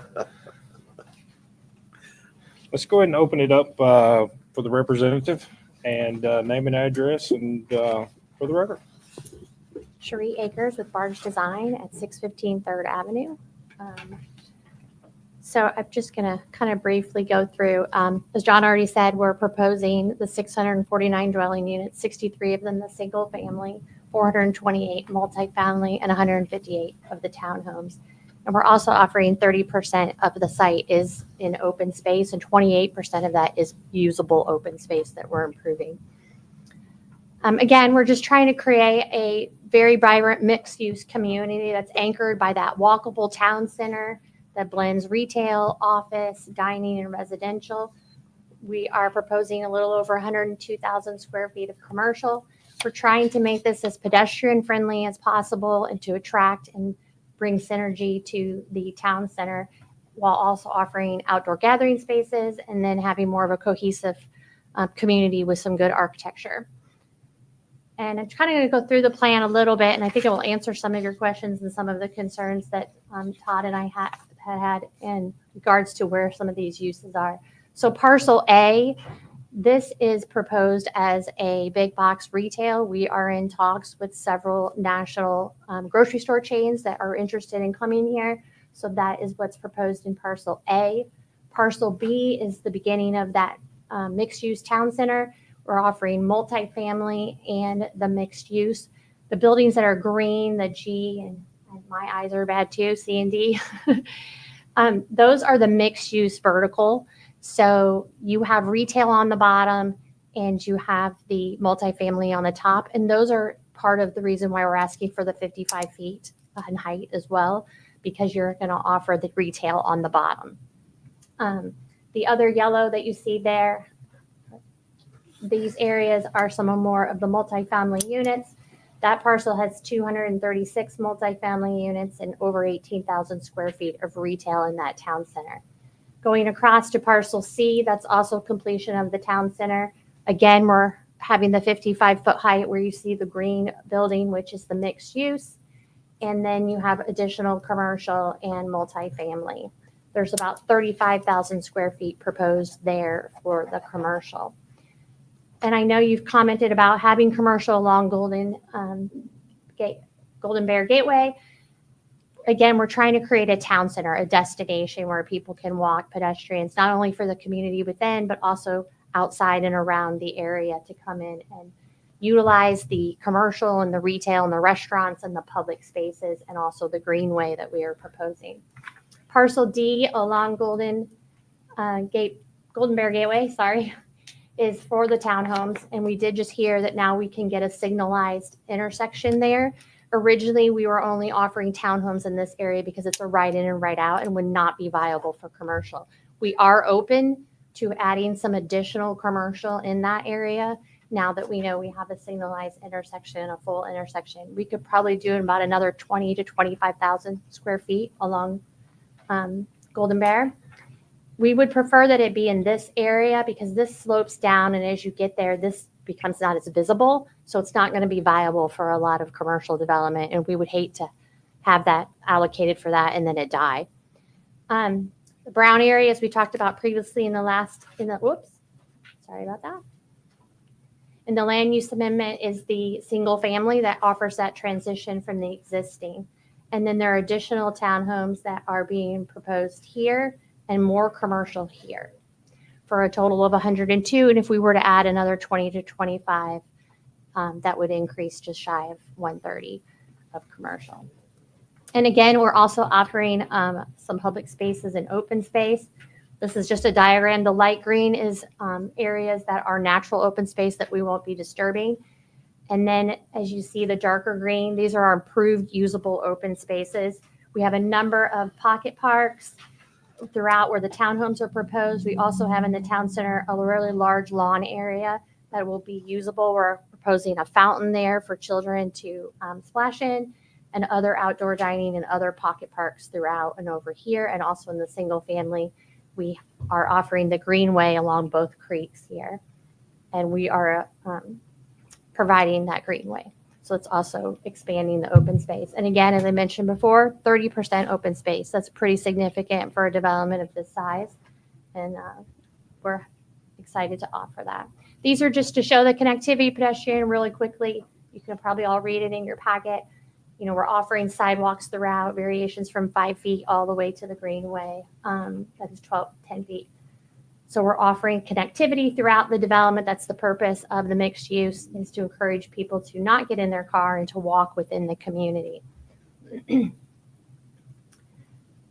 Okay, we could go through some of the variances, or if you have specific questions. I think John and Todd and Shane are in agreement with most of them. The ones that I highlighted in yellow were the ones highlighted in the staff report that staff perhaps had some issues with.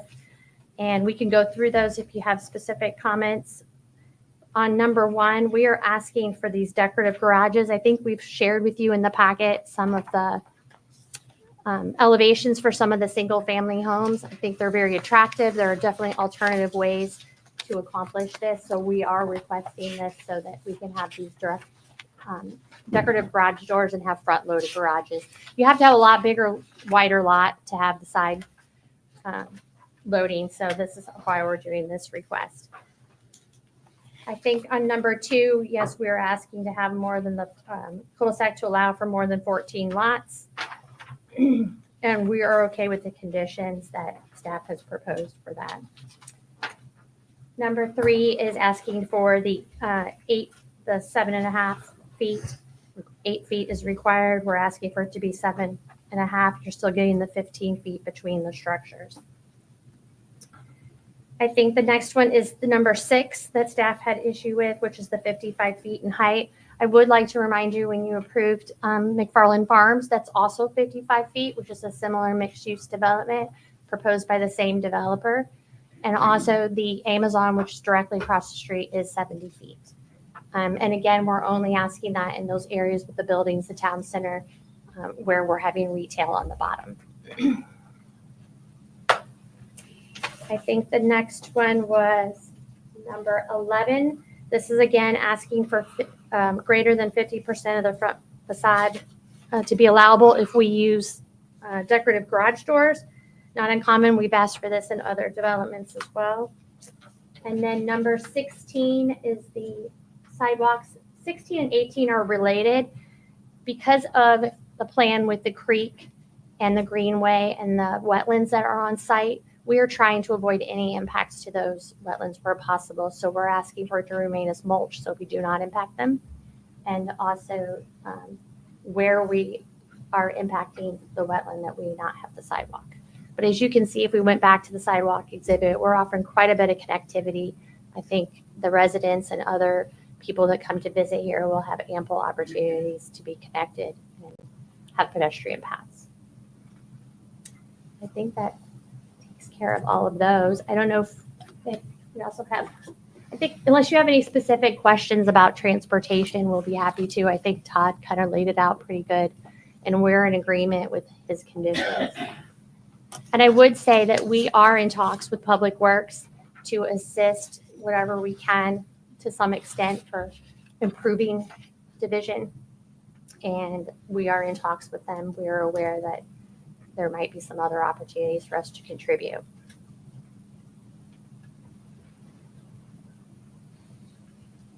If you have any other questions, I'll be happy to answer them.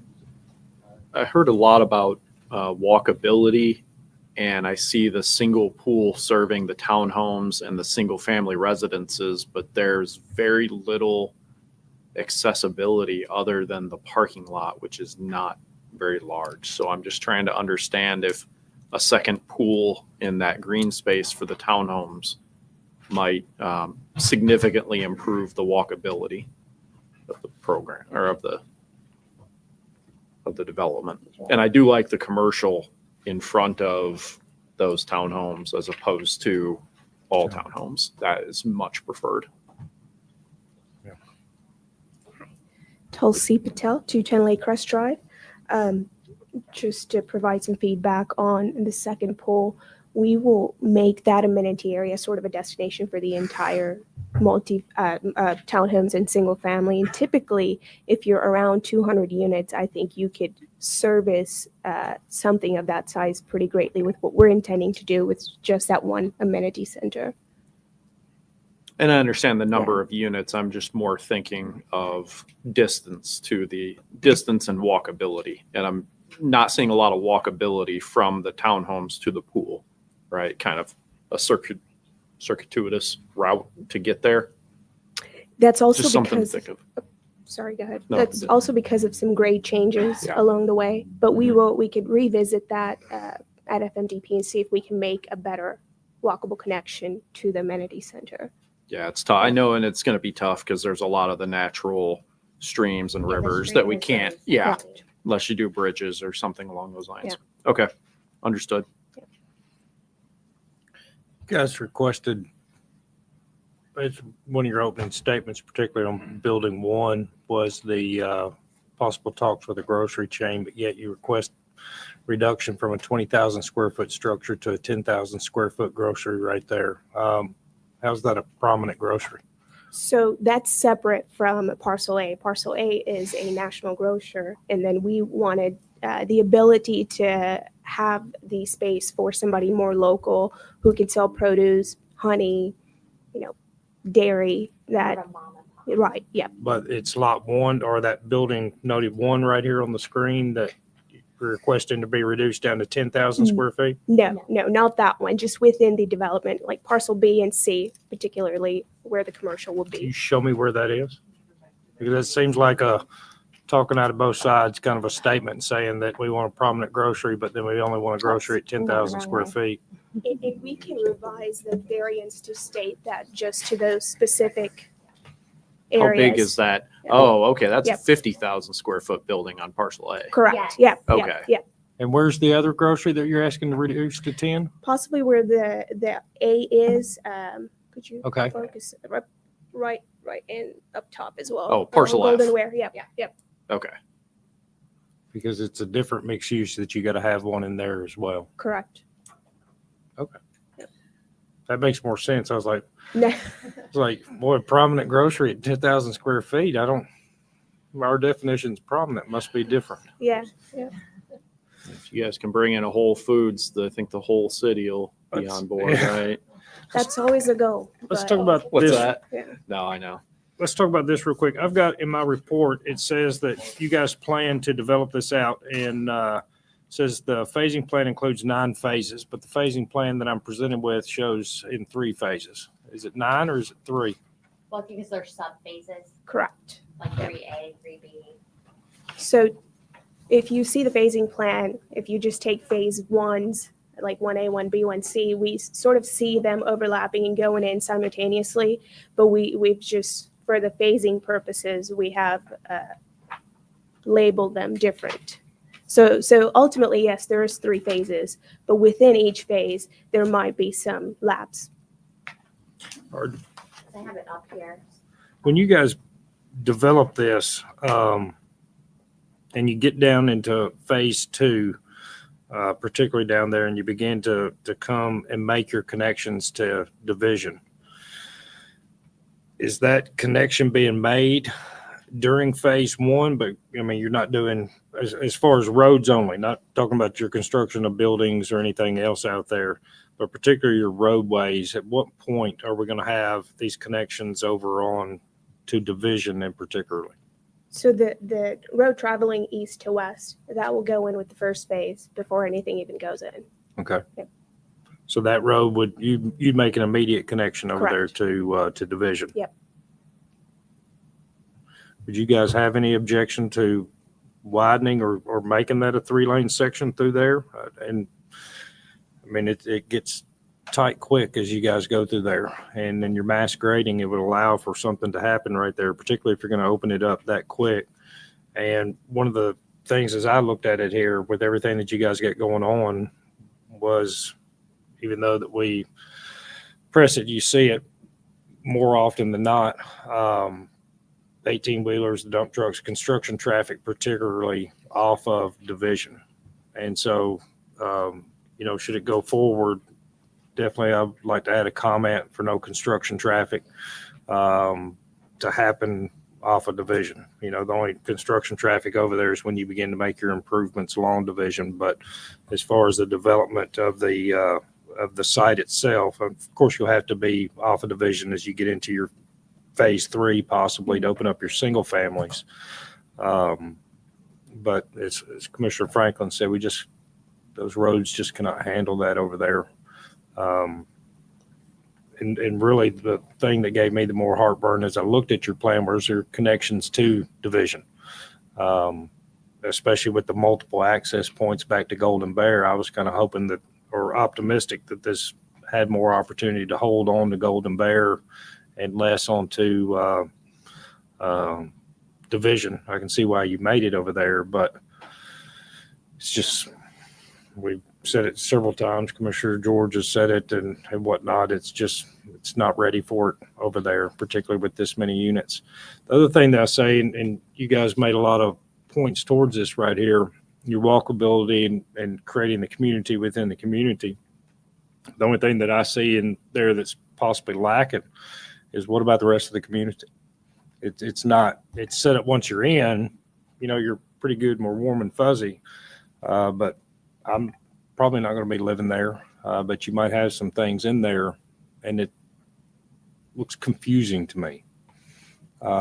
Just the layout and how you're bit and piecing it together. I don't see, there's things I like, and maybe it's because I can't really tell on the plans that I have. Even right here, I can't really, it's hard to decipher what's parking, what's drive, where my stop signs are, where my crosswalks are. I can't really get a feel for how this is going to work. And even right there, I mean, tell me how you decipher where the roads are, where the turns are, where the stops are, where's my four-way, where's my two-way, where's my pedestrian. It feels designed for well within. And if I live there, I'm going to get the hang of it. But as you said, the person that wants to sell the produce, sell the honey or whatnot, I'm going to probably be a buyer for that. I'm confused of where I'm going. It doesn't seem, and maybe there's a different plan or something that you guys have put together that shows it a little bit more clear, but from somebody that's not going to use it on a regular basis, your ingress and egress out of your site seems diluted, seems confusing, seems packed, especially as you're increasing the height of your buildings. Your sight lines are going to be gone. So there's a lot, in my opinion, to be desired within for those that don't live within. And you're doing a lot for within, but what about us?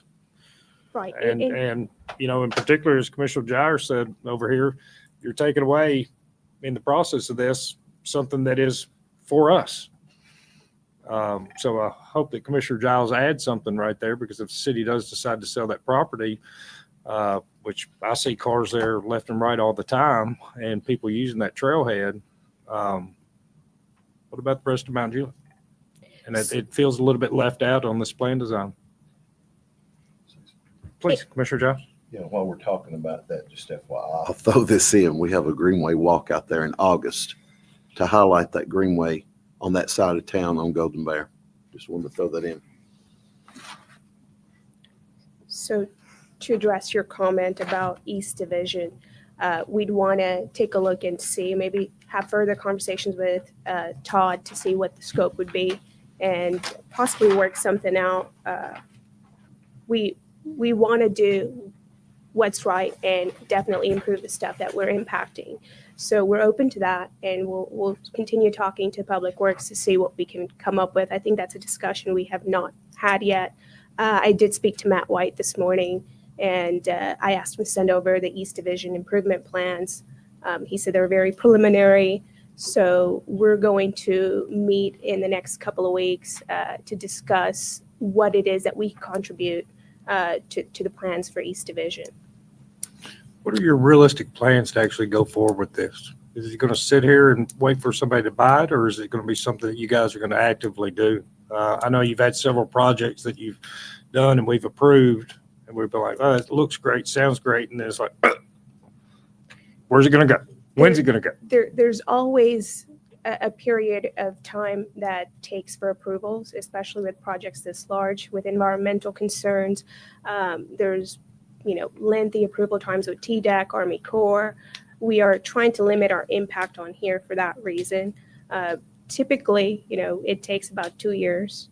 And from the time a PMDP is approved, because then we have to go through FMDP, go through all the other approvals. So our goal is to actively pursue this and not sit on it. We do have 2 active projects that we've broken ground on. Our business model is typically we do partner up with builders. So we will potentially sell a portion of this, but we'll be very mindful of who our partner is.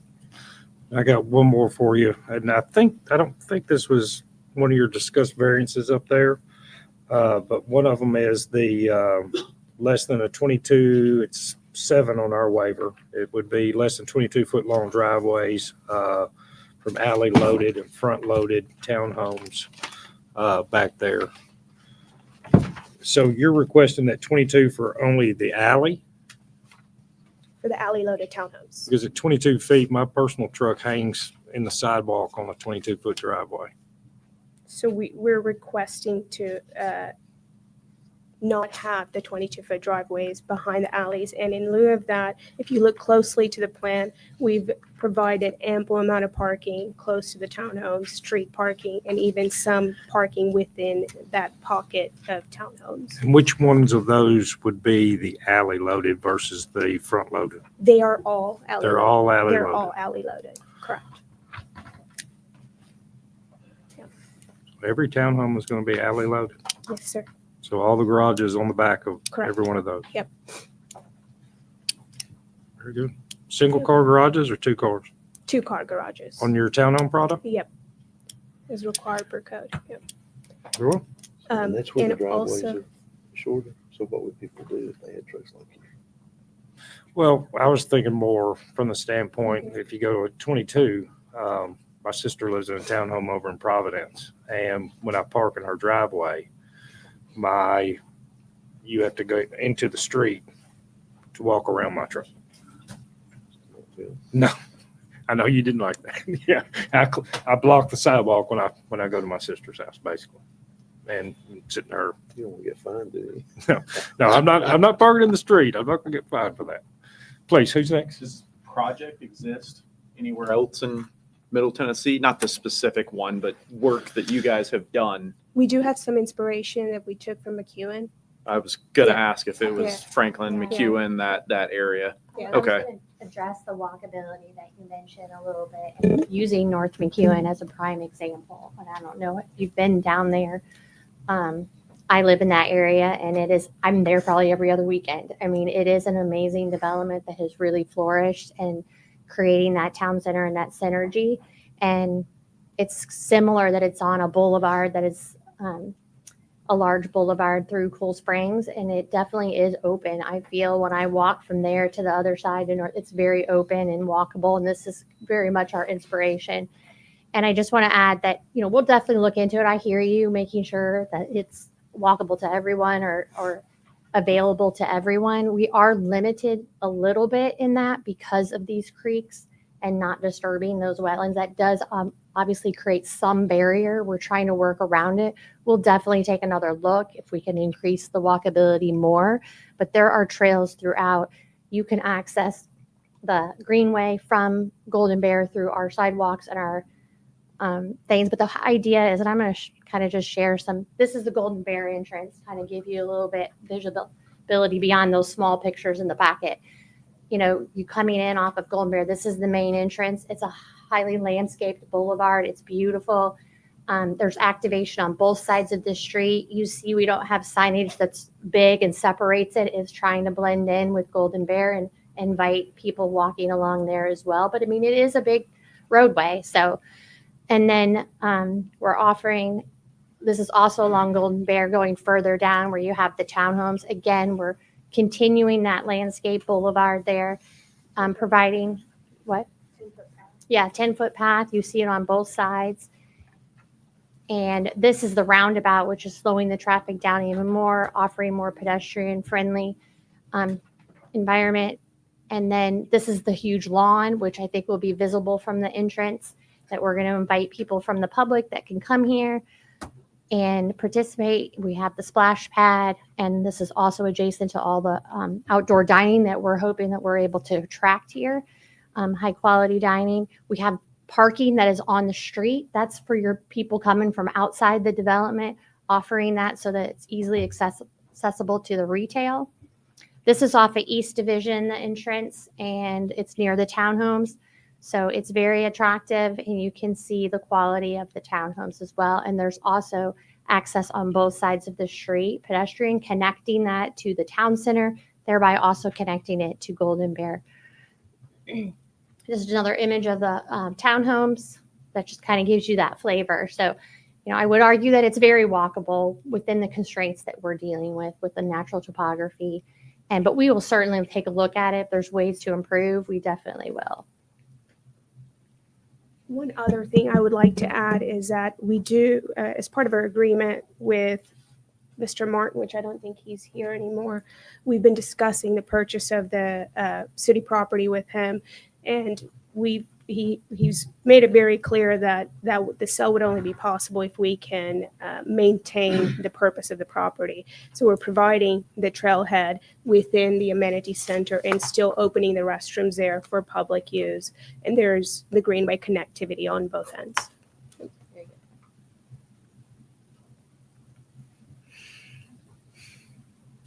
If it goes forward, I hope it looks like this. Further questions, comments?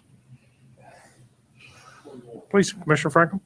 Probably because I'm confused, but this is a comment from our staff. Site access 6, this is on off-site improvements.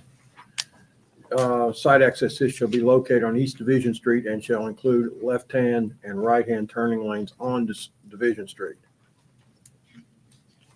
Does that mean what I hope it is, that the developer is going to have a left turning lane off East Division Street? And there's also going to be a right turn off Division Street? Correct. Which, there's not a lot of shoulders there. There's not a lot of right of way there. Which we would have to. It drops off the end of the world right there. It's a pretty good. Yep. Is that what I'm understanding? Did I understand that correctly? Okay.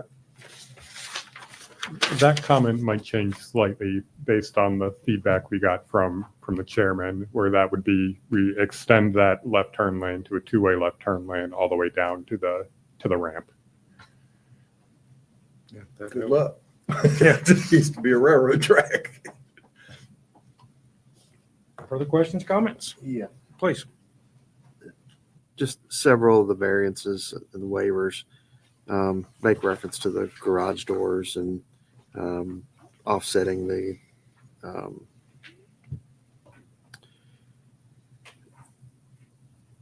composition of the buildings, and just want to open up for discussion amongst us as well. We stay pretty strong, take pretty strong stance on the access streets, not to have front loaded garages.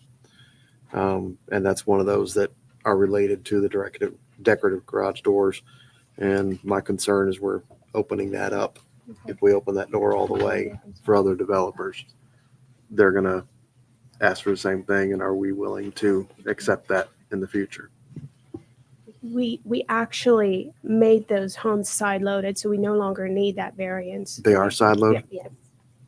I will rescind my comment. I was going to ask, did that change at some point in the last 10 years or so? The no front load? I'm just thinking in general. On access streets, I think, I don't know. I guess I'll have to figure out the difference. Okay. collectors you can front load. Is that right, Todd? Collectors you can front load, accesses you can't, or vice versa? Collectors you can't load at all. Yeah, Well, collectors. depending on your volume. Collectors also would be side load only if it's permitted to have frontage, which is why they have a variance in here where I'm asking that they share driveways. Load them on the side. And another question, the greenway leading to this area, is that mulched or is that paved? Most of the path is paved. There are some areas where we have environmental constraints, and that was where we were proposing the mulched path. I wouldn't want to press too hard on this, but I think it's important to state. I mean, there's folks that are out there that are in wheelchairs that enjoy those facilities well. And I've got a friend in a wheelchair who would complain up and down about approving mulch in a trail. Children. Yeah, it's just one, the mulch is hard to maintain. It's hard to keep in place. It can get washed away. make ruts, make tripping hazards. I'm not a fan of that. I'd prefer it be paved. We can find a way to get around the environmental side of it. We can probably make some efforts to do that. Yeah, we actually removed the mulch because of another neighborhood, Stone Hollow, if I'm not mistaken. We'd allowed them to do mulch trails in environmental zone. And the first environmental situation that came along, we had a mud trail and the mulch went with the environmental. So, and by that time, the HOA had control of it, and guess who repaired it? Nobody. So that's kind of where we got off the mulch and for that right there. Further Yeah. questions, comments? Last one, the front facing, wanting to have the garage door be decorative, be part of the facade. I haven't heard that one before. It's new Be to me. flush. So that was in relation to the other variance that if we do have the front loaded garages on access streets, and we'll make them decorative, make them look nice. So I think that could also be removed. The only variance we need in relationship to the garage is the 2-foot column in between. That's fine. Yep. That's fine. Great. Okay. I agree on I'm not a fan of the 50-50 masonry secondary. No, I think we need to hold firm on that 70-30 that we've been doing I'll say I all support along. staff comments on that. Yeah. Yeah, I guess the only other comment that I'd have, again, should this continue to move forward, this is probably the most comments I've seen on something here in a long time. There used to be a point to where staff would not let something with this many comments come before planning commission until you cleaned it up. And you got some cleaning to do. I would encourage you strongly not to send it to the Board of Commissioners this diluted and with this much to absorb. Need to clean it up a little bit. Yep. We'll continue to work with staff to clean all that up. Further questions, comments? Thank you, guys. This time, let's call for citizen comments. Any citizens wishing to make comment are welcome and encouraged to do so. Please come to the microphone, state your name and address for the record.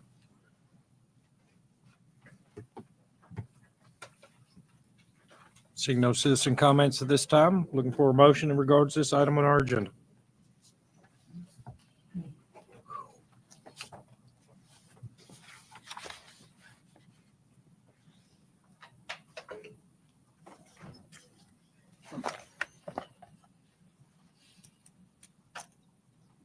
I want to make a positive recommendation, but I'm going to need help capturing everything that we've discussed.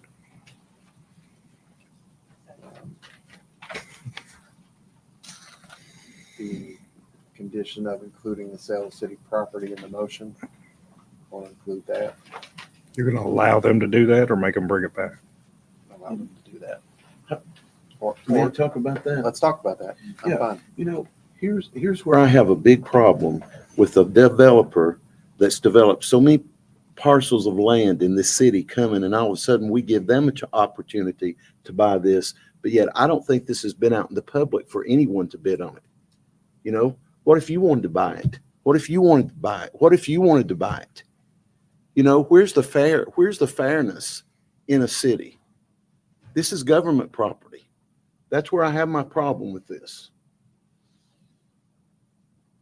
So don't include that. Make them come back to us. I think that it should be fair and equitable to anybody. If the city owns property, anybody should have a chance to buy it, not just one developer. But that's the way I feel.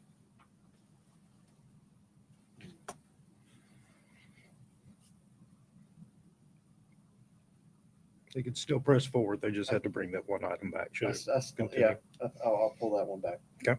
Not do that. Improving division to 3 lanes in front of the townhomes. Talked about that.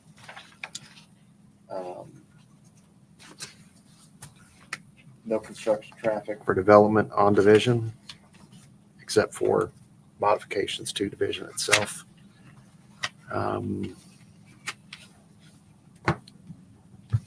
And I think we don't support the 70 or don't support the 50-50. So you can just support staff comments. Just support staff comments at, as noted by staff. I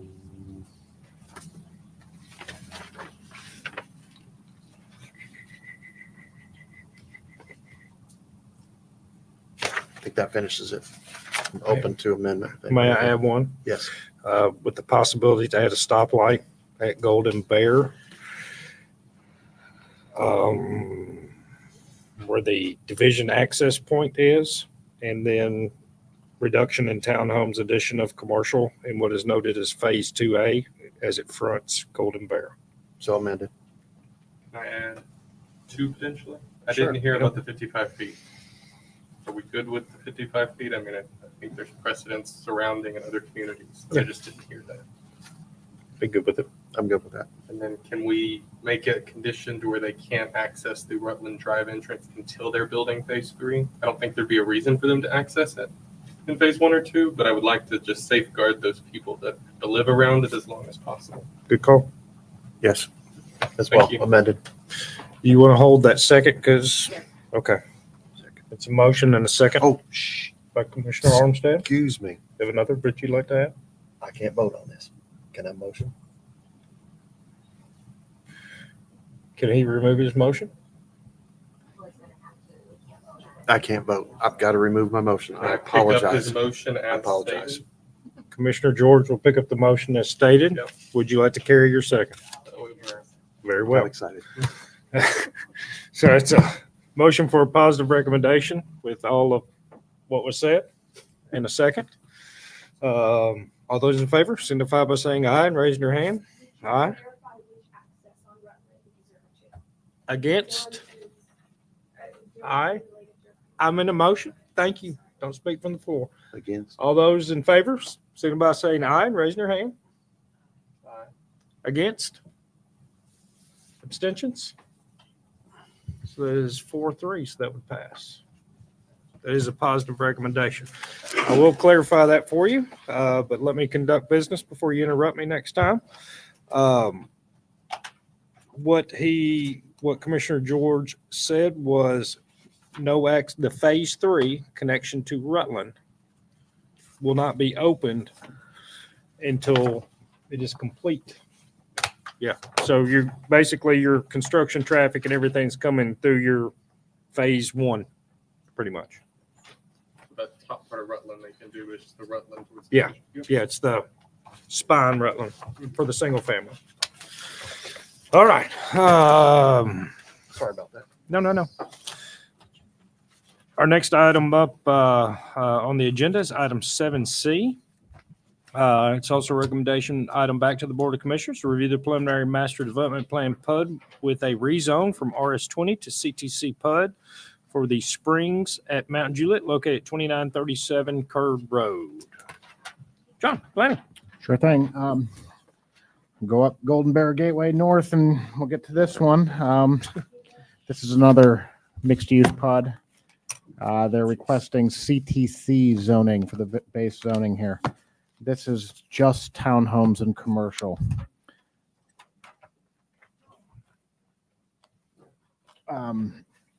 36,000 square feet of commercial and 158 townhomes. This has frontage on Curd Road and Golden Bear. And if you've looked at the plans, you'll notice that they got the commercial up against the Golden Bear frontage with the parking behind it. Staff does appreciate that. This is 20 acres, 7.9 units an acre. All that is acceptable for our ordinances and the base zoning here. These are, or pardon me, this is unlike the last one. We got only 3 waivers with this. They're pretty simple. Internal streets to be private, and the facade waiver is a little fussy here, but I'll try to read it here clearly. They're asking that the fronts of the commercial buildings be 100% brick. The fronts or the street facing sides, and that facades not facing the street will be 40% brick. That's just for the commercial. So that would mean that the townhomes would comply with the 100% masonry. And staff supports that arrangement with the 100% street facing and 40% not facing the street if the townhomes are masonry, 100% masonry. And then they have signage, the signage requested to include 2 ground-mounted entry monuments for the overall development and 1 ground-mounted sign for each commercial building, totaling 7 ground-mounted signs. Staff does not support. The code allows up to 2 freestanding signs, ground-mounted signs, or ground-mounted signs. The request for individual ground-mounted signs for each commercial entity will not be pleasing for this area, aesthetically pleasing for this area. Staff would be in support of allotting additional height and square footage for the 2 ground-mounted development signs. So only those 3 waivers. No land use amendment. Land use plan supports the rezone request here. If you look through the conditions, there's a couple things in there. A lot of these are typical PUD conditions. Some of the more interesting ones, I guess I'd say, is, we've got an unusual, in my opinion, interface with these townhomes right up against the commercial and right up against the amenity parking areas. And, we've spent the part of this meeting talking about commercial up against residential. And in this instance, they're jammed right there. Right on the parking lot for the commercial. We've asked that they provide buffers. They've got a little bit of a buffer shown there, but I think they could do better, specifically in that area. But again, this is another one staff recommends approval, or recommends positive recommendation for the BOC, with all these conditions. And like I said, we'd like to see a little bit more of especially in the north half of this, where the townhomes interface with the commercial, it could be isolated a little bit better, a little screened a little bit better, I think. If you'll notice the units facing out towards the main roads, that'll be the front, their rear load in that instance.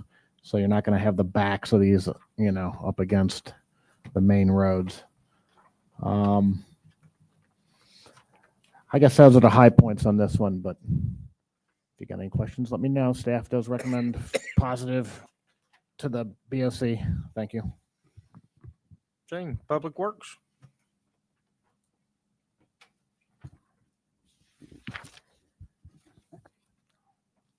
Commissioner Giles is aware of this fact, but this project has reserved the last remaining sewer capacity in this part of town. We had a workshop with the BOC in May. So with that routing that they had initially wanted to take their sewer through the gravity system along Highway 70 to the pump station in front of West Wilson Utility District's offices, the capacity was insufficient. So they are proposing to send their sewer south to the Maple Crossing residential development and pump their sewer going through Tuscan Gardens. I was going through my report and I mentioned I did not see a comment that I had had in here previously, but the on-site pump station that's serving this development will be public and built to our standards. So I'd like to enter that comment into the record. And another request that the developers made is to use grinder systems. About 99% of the PUD since I've been in this seat, I don't require having grinder systems within PUDs. But with the severe grades that they are dealing with on this site, we have agreed to assess the use of grinders at FMDP. If we do deem to allow a number of grinders on the system within the development, for each grinder they use, a redundant grinder system will be provided to the city for future maintenance. In case if they install 10 grinders in this system, in this development, the developer shall provide us 10 systems that we keep in inventory for future maintenance.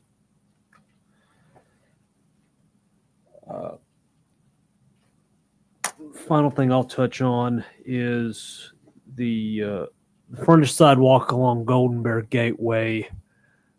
If you've been down this property, there's a bluff that faces Golden Bear Gateway right now. When FMDP does occur, and this is typically standard, but I just wanted to put this on the record. We would like to see the detailed grading of that at FMDP. That'll be a massive undertaking to lower that bluff to put the road through. So we just want to make sure all the grades work with that. And with that, I'll toss it over to Todd for roadways. Yeah. We've talked about this area a lot. We're just south of Lebanon Road at Bender's Ferry. No help's coming on that site. We're still not in the TDOT 10-year plan to get widening. The good news is we do have plans to widen Golden Bear Gateway, essentially just to the south of this site. I think we're either on or dang near close to the cutoff point of where Golden Bear will be widened out to 5 lanes. This project, I am asking that they install a left turn lane on Lebanon Road at Curd Road. They do trigger the HSAM warrant with their traffic alone. It will be hard to do.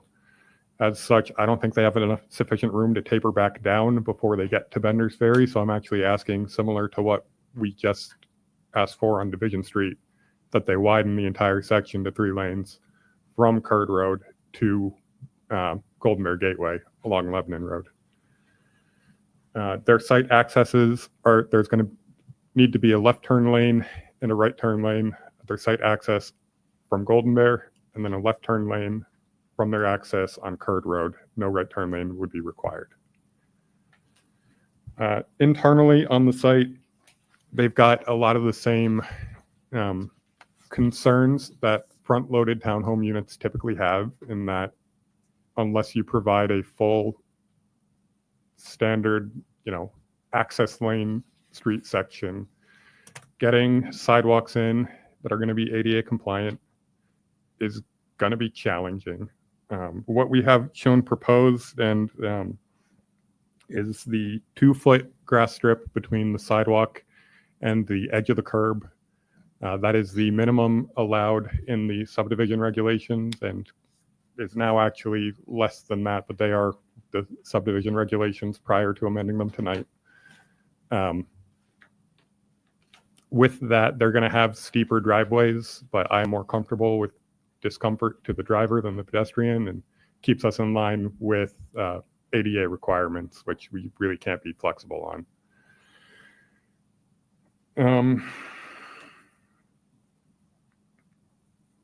We are asking that turn lanes go in immediately as soon as they touch our right of way. So that will be prior to the first CO. And if you have any other questions, feel free to ask. Commissioner Johnson? Shane, going back on the grinders you were talking about, that would be 10 new ones, correct? I use 10 as an example, but for each one that we permit installation of, that grinder system that's put in the development, we get a full system. So they just buy 2 at one time is basically what Correct, it is. yes. This doesn't waive any kind of sewer capacity fee, does it? No, sir. Okay. And then also you mentioned that pump station would be public. Would you explain why that's public and what benefit that is to us? If you talk to our utilities director, Tim Forkham, and I, we treat wastewater as a public health issue. And as Tim always says, the city's in the sewer business, and we're good at it. As such, whenever that pump station were to need maintenance or has an issue or preventative maintenance, it would be the city's responsibility with full-time staff that maintenances, troubleshoots, and provides service to that pump station. Who are trained to do so. But with that in mind, is that station large enough to be able to increase maybe some of the capacity to other possible developments, because one of the things that most of y'all realize is that, and he made the statement tonight, we are out of capacity on the north side of Lebanon Road. It's gone. So I will bring that up when we have any development come, because we don't have any capacity.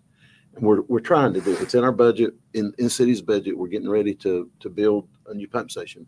But with that in mind, is there any capacity addition in this, or areas to put additional capacity with this particular pump station? No, sir. This pump station will be, we're recommending it that it serve its development at the moment. What we're looking to do on a much bigger scale, this amount would be a very, very small percentage of that. So as such, as capacity was available to the development, we just asked them to build a pump station to serve their development, to then tie into another pump station that's already been built, to then pump out to Highway 70. Okay, thank you. As you mentioned, pushing that sewer from this development through Tuscan Gardens, potentially Park Glen, Tricon, what's that look like, or what could the ramifications be? Basically, what it's going to do is this development will pump sewer south to the pump station that was built for the Maple Crossing development at the four-way stop. Yeah. Which that development in turn pumps or daylights into the sewer system that was already built for Tuscan Gardens. So it's it's a tributary running through Tuscan Gardens, Park Glen, then onto the Highway 70 pump station. So it's just add more flow to already existing infrastructure that had the capacity. Okay. All right. Please, Commissioner George. Let's start with the nitpicky, and then I'll go into overall project. This is for John and Jill. Mail kiosk has 4 spots. Any concern on that being not enough spots? The first issue I see is there's not any guest parking on that side. And I, as someone who lives in a townhouse whose mail parking is consistently full by people that are not getting their mail all night, does 4 look like enough? Kiosk. I'd say so. Yeah. That's how many are at the one I live in. There's never anybody parked there. Yeah, I just park on the road because Yeah. there's no response. So Yeah. Okay. And then I noticed, and probably gonna get a little flack for this, but a bike rack at each commercial building, even though you could throw a rock from one commercial building to another. Is that really? That's the code. That's the code, I know, but 3 bike racks for 3 buildings that are right next to each other. Could we not do like a bike rack kiosk? Just for those 3, I'm fine with it on the other side. It's just, yeah. I agree. Sometimes we're getting like what, 1, 2, 3. We're getting a lot of bike racks for. Yeah. Sometimes the code it results in some Yeah. head scratchers.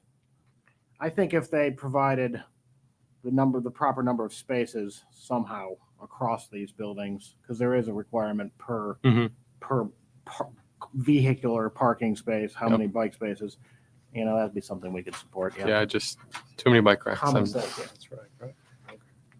And then I think the last thing is just I'm going to touch on the project overall, because I'm only one vote on here, and I think there's been many a times that what I want to happen doesn't always happen, and that's the beauty of having 9 people on this commission. I don't think this is the right spot for this type of project. You've got a 2-lane road on both sides of this project surrounded by single family. I don't think multifamily is the right answer here. If Curd Road was wider, if Goldenberg Gateway was wider, maybe we could have some discussions, but with Stone Hollow's additional phases, with Maple Crossing, with Tuscan, with Parish Place that's existing, it's all single family. I just don't think this is the right place for multifamily personally. That's all I got.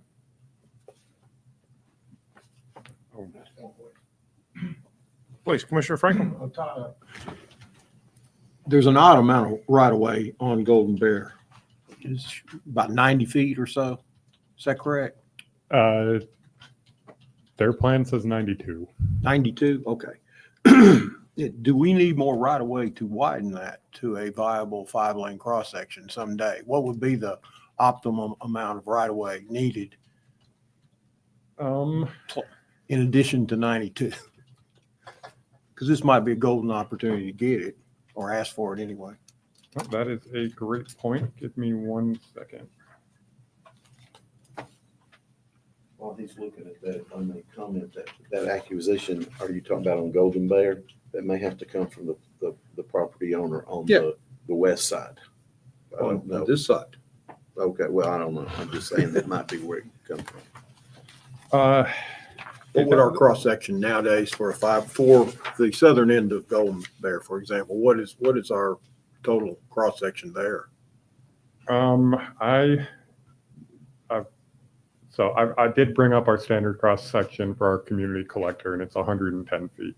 However, there is room to reduce that cross section in your outside buffer spaces, your grass strips, knowing that you're not allowed to have access except for at your planned points. And your median could come down a little bit, where 92 is not out of the realm of possibility.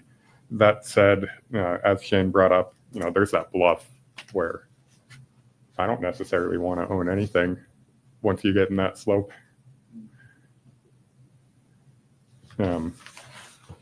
Well, if it's I going to be would say widened I would ask someday, for Matt I'd White's rather have opinion. it and not need it than have to buy it then. It's a great point. It is. I'm going to look and see what the right-of-way is in our latest Golden Bear expansion, and I can give you a more definite answer about what that right-of-way is if you want to continue with your questions.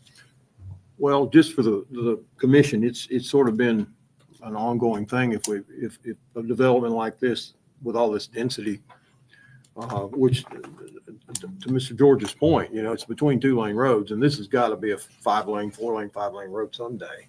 Golden Bear is going to be. If we need more right of way, now's the opportunity to talk about it, or at least 1,200 feet of it. I agree. I'll piggyback, particular Commissioner George and yours as well. One of my biggest things that I am concerned about this is the east-west that rolls through here, and the tendency for students, et cetera, to take a different route, particularly as Golden Bear backs up to test the waters at Curd Road. We could put a condition for a stoplight there at Curd Road all we want, and I don't think we'd be able to get it without TDOT and monumental other items, and staff, I'm not sure whether or not you'd want or not want a stoplight at Curd Road at this point. It doesn't have any excel, no turning lanes or improvements at Curd. I like it from a traffic standpoint. If Lebanon Road was improved up there, it could work. A couple of raised crosswalks lie within to kind of slow that traffic that's going to go east to west through it, and it will go east to west through it without a doubt. There's going to be no question about that. And then once I can move on past the traffic, the other things that concern me is the lack of any quality amenities allowed within it. To me, a playground at the corner of the development. I mean, nothing screams go let your kids play, but get them closer to the major road. That seems to not work. And then where the amenity center is located, you have no parking, even for the amenity center. And we've already talked about the topographical challenges that lie within and your ability to get ADA sidewalks even in. I mean, it's great to say that people are going to walk. They're probably not. So where do you go? What do you do? I like the idea of the commercial there towards the front. Personally, I'd like to see this develop all out more of a single family, somewhere along the lines of a 1/4 acre lot to a half acre lot style development right in here that'd be more harmonious with the neighborhood surrounding it than what we're being presented with here today. Just to circle back, I did look at the Golden Bear plans, and 92 feet of right of way is what we're calling for, or widening to the south. So Okay. no additional will be required. Completely agree with you on the amenities, the playground having to cross 2 or 3 roads to get to it right by the main entrance. Well, secondary entrance, not great. And no parking. Yeah, and then what is a mixed-use commercial and amenity center? So there's going to be a business in the amenity center along with an outdoor area. So everybody hanging out at their amenity center gets to watch all the traffic going up and down Golden Bear. That section between 68 and 75 and 92 and 99, you take out those 16 units, and that's a beautiful spot for an amenity center right in the middle of everything. And then that green area by 130 is a great area for a playground. Right? I mean, I don't think it would take a whole lot of additional switcheroo to make that happen. To the commissioner's point, I mean, based off of the parking we've got there, who's to say you can even park in your amenity center if you've got commercial space that's shared with it? And having kids and families walk across the parking lot. Yeah. Active commercial parking lot to get. No striping. I mean, well, even the playground's a good example of that. There's no direct way unless you want to play Frogger and leap across the road. There's some work to be done. Certainly. Yeah, let's go ahead and do that. I was about to go there. Let's go ahead and call for representation for this project. Microphone, name and address for the record. Yeah, my name is Michael Dewey with Dewey Engineering, 2925 Berry Hill Drive in Nashville.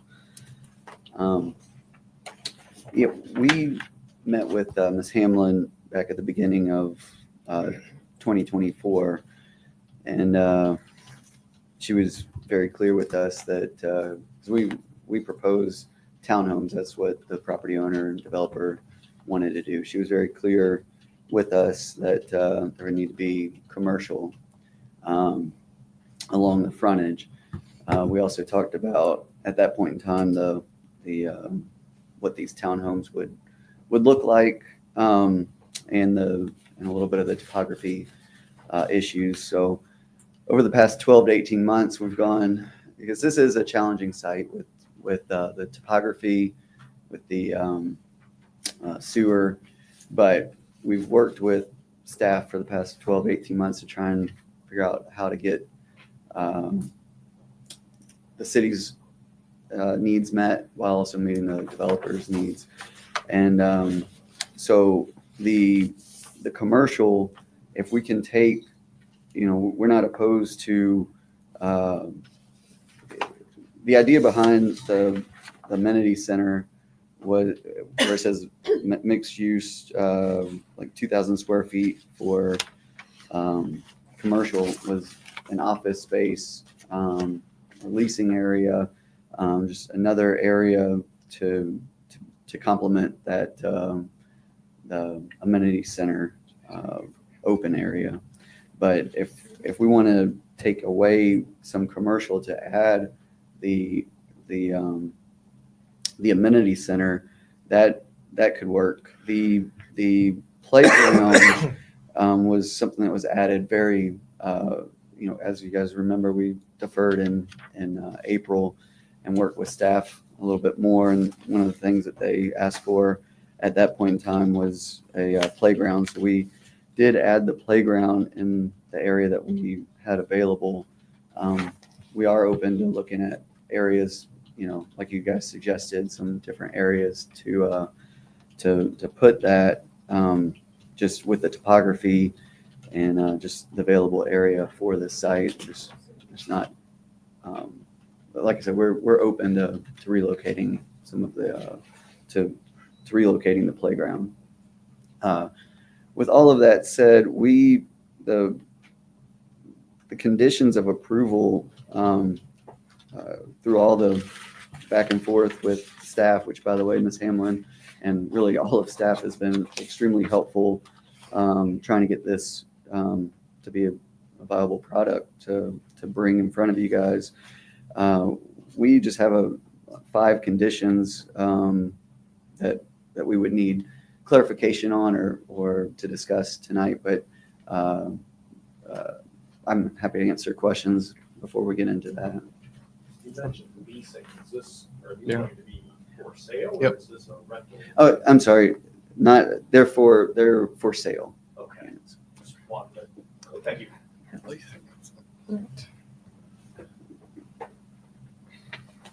Questions, comments? You took my question away. I heard Yeah. leasing, and that was my first question. I was like, whoa. I'm sorry, yes. Pump the brakes on that. Are they for sale, fee simple, or are they for sale, that other thing that's P and whatever? Are they fee simple or are they the other, whatever it's called? The horizontal property review? Yes. Yeah, there's no public right of way along, the only public right of way is along, is between Curd and Golden Bear. And so all of these will be on private roads. The only way to do that is HPR, horizontal property review, master agreement. Okay. I've got to get that term down. It's just, well, it wasn't common a few years ago. Yeah, It is now. it is something that we talked about with staff quite a bit of public roads and private roads, and these will all be private roads.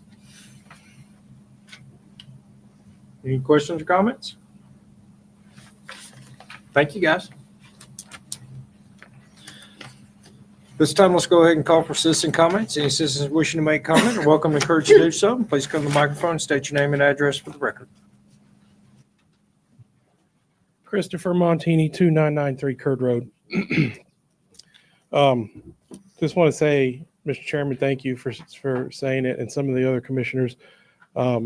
This development just doesn't belong in this area.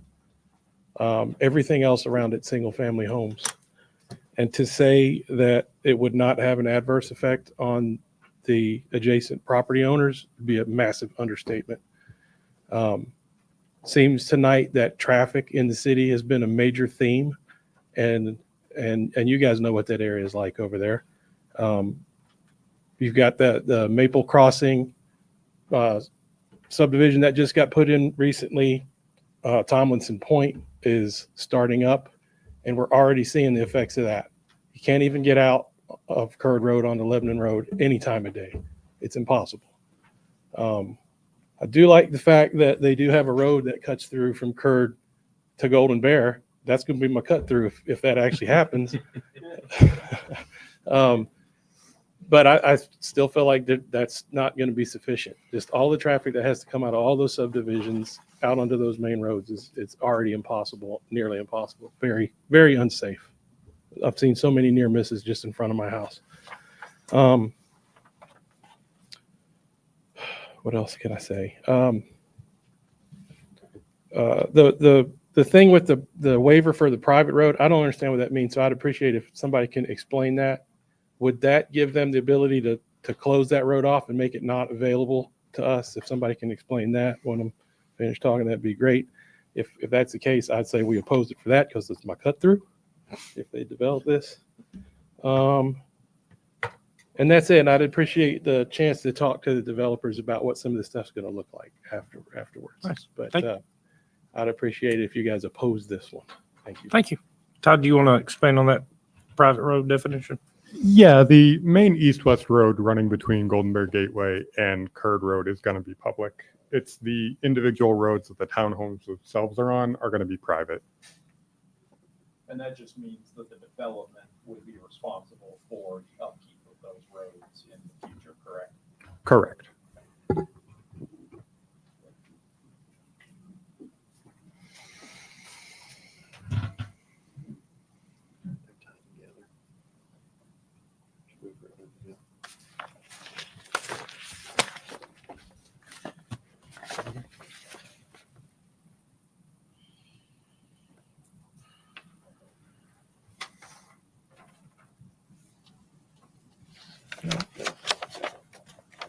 What are you looking at?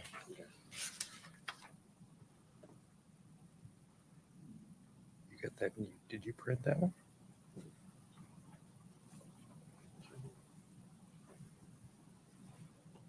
Two different projects. Run this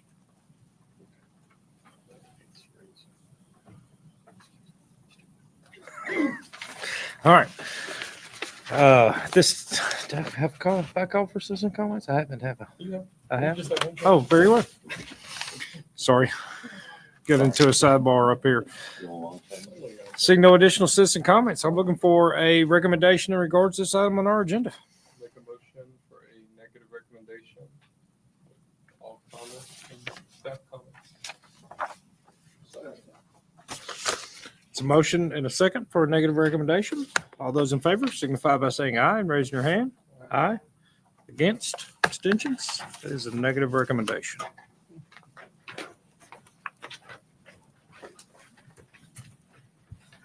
All right. Next item up on the agenda falls underneath this. Before I add this right here, we're pumping 935 right now. Not that I want to extend this out, especially because many of you know that I have to drive all the way to Southeast Missouri as soon as this is done. But it behoove everyone to take about a 5-minute quick break and then jump back in. Yeah. We're going to adjourn for 5 minutes. I'm not intentionally screwing up.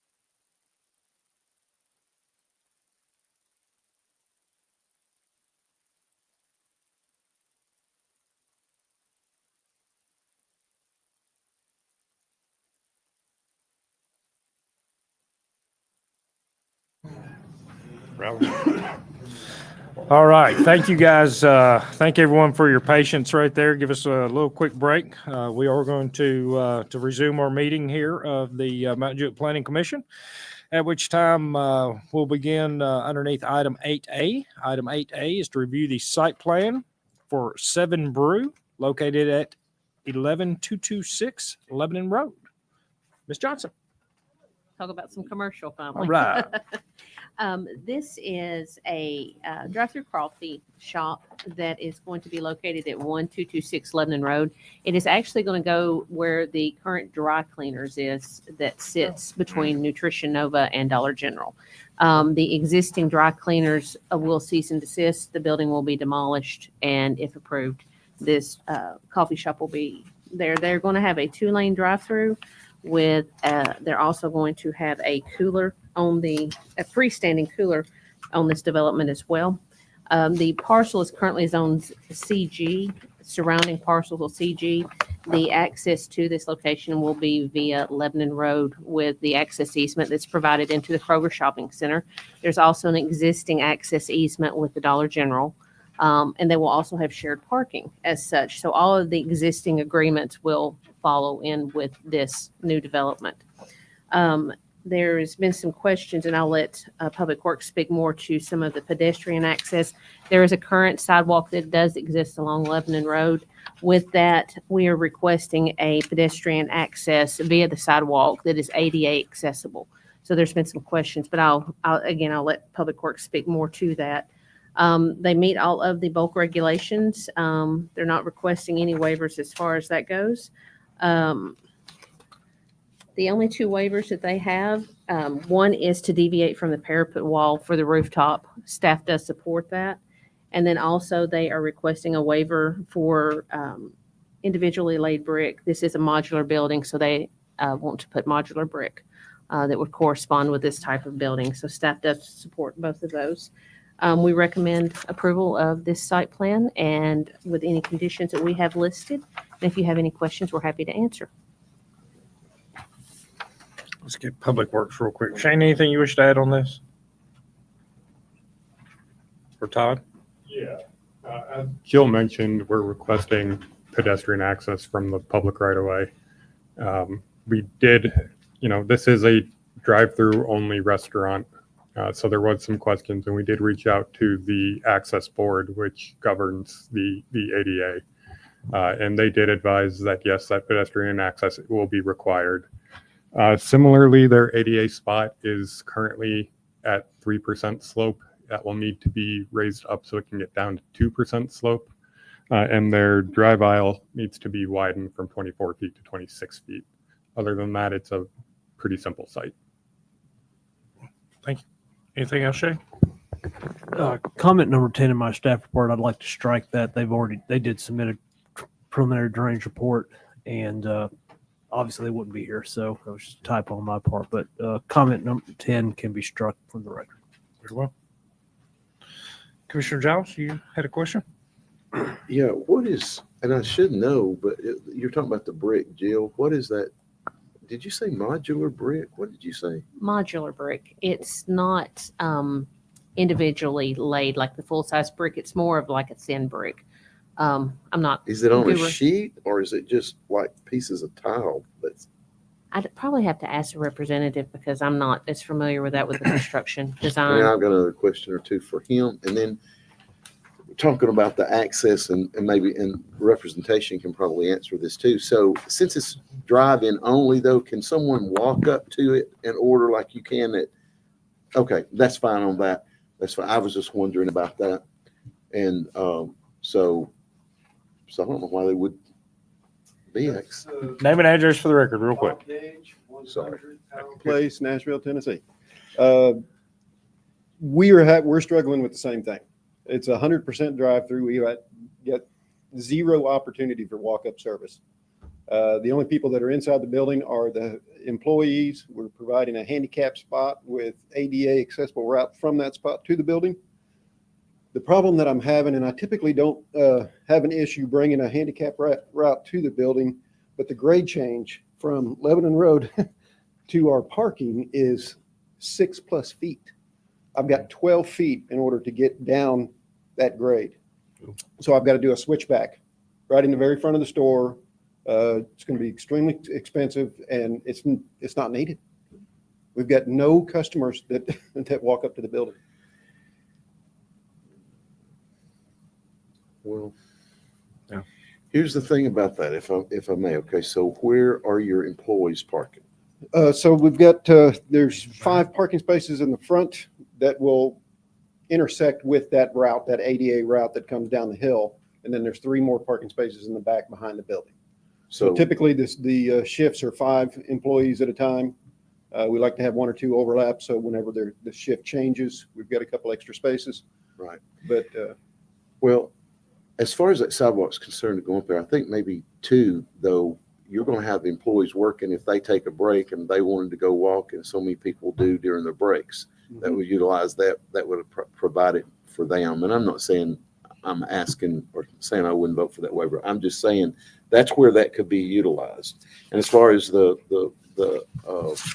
handicap is concerned, I forget how close that has to be to the building, but obviously you've got to provide something for an employee, wouldn't you? yes, we are providing that handicap space and then an accessible route to the building. But this handicap that we're talking about is the route is going for public. From the public sidewalk on Lebanon down the hill. I understand. And then across. And I know I've gone to that. Okay. And this question for you has nothing to do with this. I just want to know. Yes, sir. Is this is about your coffee? Okay. Well, everybody knows I drink a lot of coffee. So somebody told me when you go through I guess they have specialty drinks and all that. Do you just have straight coffee? Yes, sir. Okay, very good. Absolutely. Very good. By the way, well, there is- somebody told me one of those drive-throughs, they ordered coffee. They said, well, we don't have just straight coffee. Yes, I get the I'm regular thinking, coffee. my at goodness. those And I, so. anyway, But just- there is 2,200 combinations of drinks you can get out of this 500 square foot building. Yeah. But yes, they do have well, standard mine would coffee. just be straight most of the time. So a question on the. Thank you. You were talking about the modular brick. What we were asking to do is it's a cementitious board that's stamped to look like brick. So it's concrete board, but it looks like brick, and it's a couple different colors, dark color on the wainscot and then a light color up above. That is what we are asking for. Is it Hardy? It's called Nichiha is the brand name of it, but it is a cementitious board. It's similar to Hardy, but it is a cementitious board that is stamped to look like brick. You How do can't tell the difference. How do you from- secure it to the building? There's channels that go up that attach to the building, and then the panels attached to. I'm sorry, I didn't see who would ask I me that did. question. Right here. Oh, I'm sorry. There's channels that attach to the building, and then the panels themselves attach to that channel. So there is drainage behind, just like you would have in a standard traditional brick. So you're no sticks to build this building. You're literally bringing in a modular. This building is built in Kansas. It'll show up on the back of a truck. It's 510 square feet. There's a accessory cooler building that's 238 square feet that goes adjacent to it. They'll show up on the back of a truck. We'll unload them and have them hooked up within 3 days and ready to go once we get the foundations and everything in place. Is that brick a deal breaker? The brick is not a deal breaker. It complicates the whole development. We can't put brick on it at the factory. Yeah, of course. So it really Ship it. slows down and disrupts the whole process. That's why we're asking to, we can do the cementitious, and we can actually do thin brick at the factory as well, if that's an option that you would prefer. But, I mean, if you've got to have the standard modular brick, we'll figure out a way to get it done. But The only reason I ask is I'm pretty sure a couple months ago, we told Waffle House no, right, on their modular brick. So I would entertain that. We also told a special hamburger place that we would throw our design standards out the window for them to come here. So I would say Will you do there's that for me? not that, but Yeah. I'm fine with that type of brick specifically because, and Public the- Works can correct me if I'm wrong, that's what's on this building we're sitting in. So No, it's not. It's not Nichiha. It's not Nichiha. Is that the same standard you have for your other locations? Yes, that is the prototype Okay. that we build everywhere. Yes.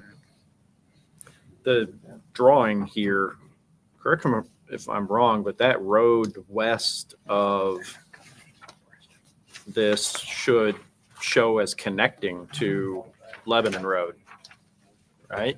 The road to the west? Yes, that's the access point into the Kroger. Okay. And Lebanon Road is, sorry, just north of that.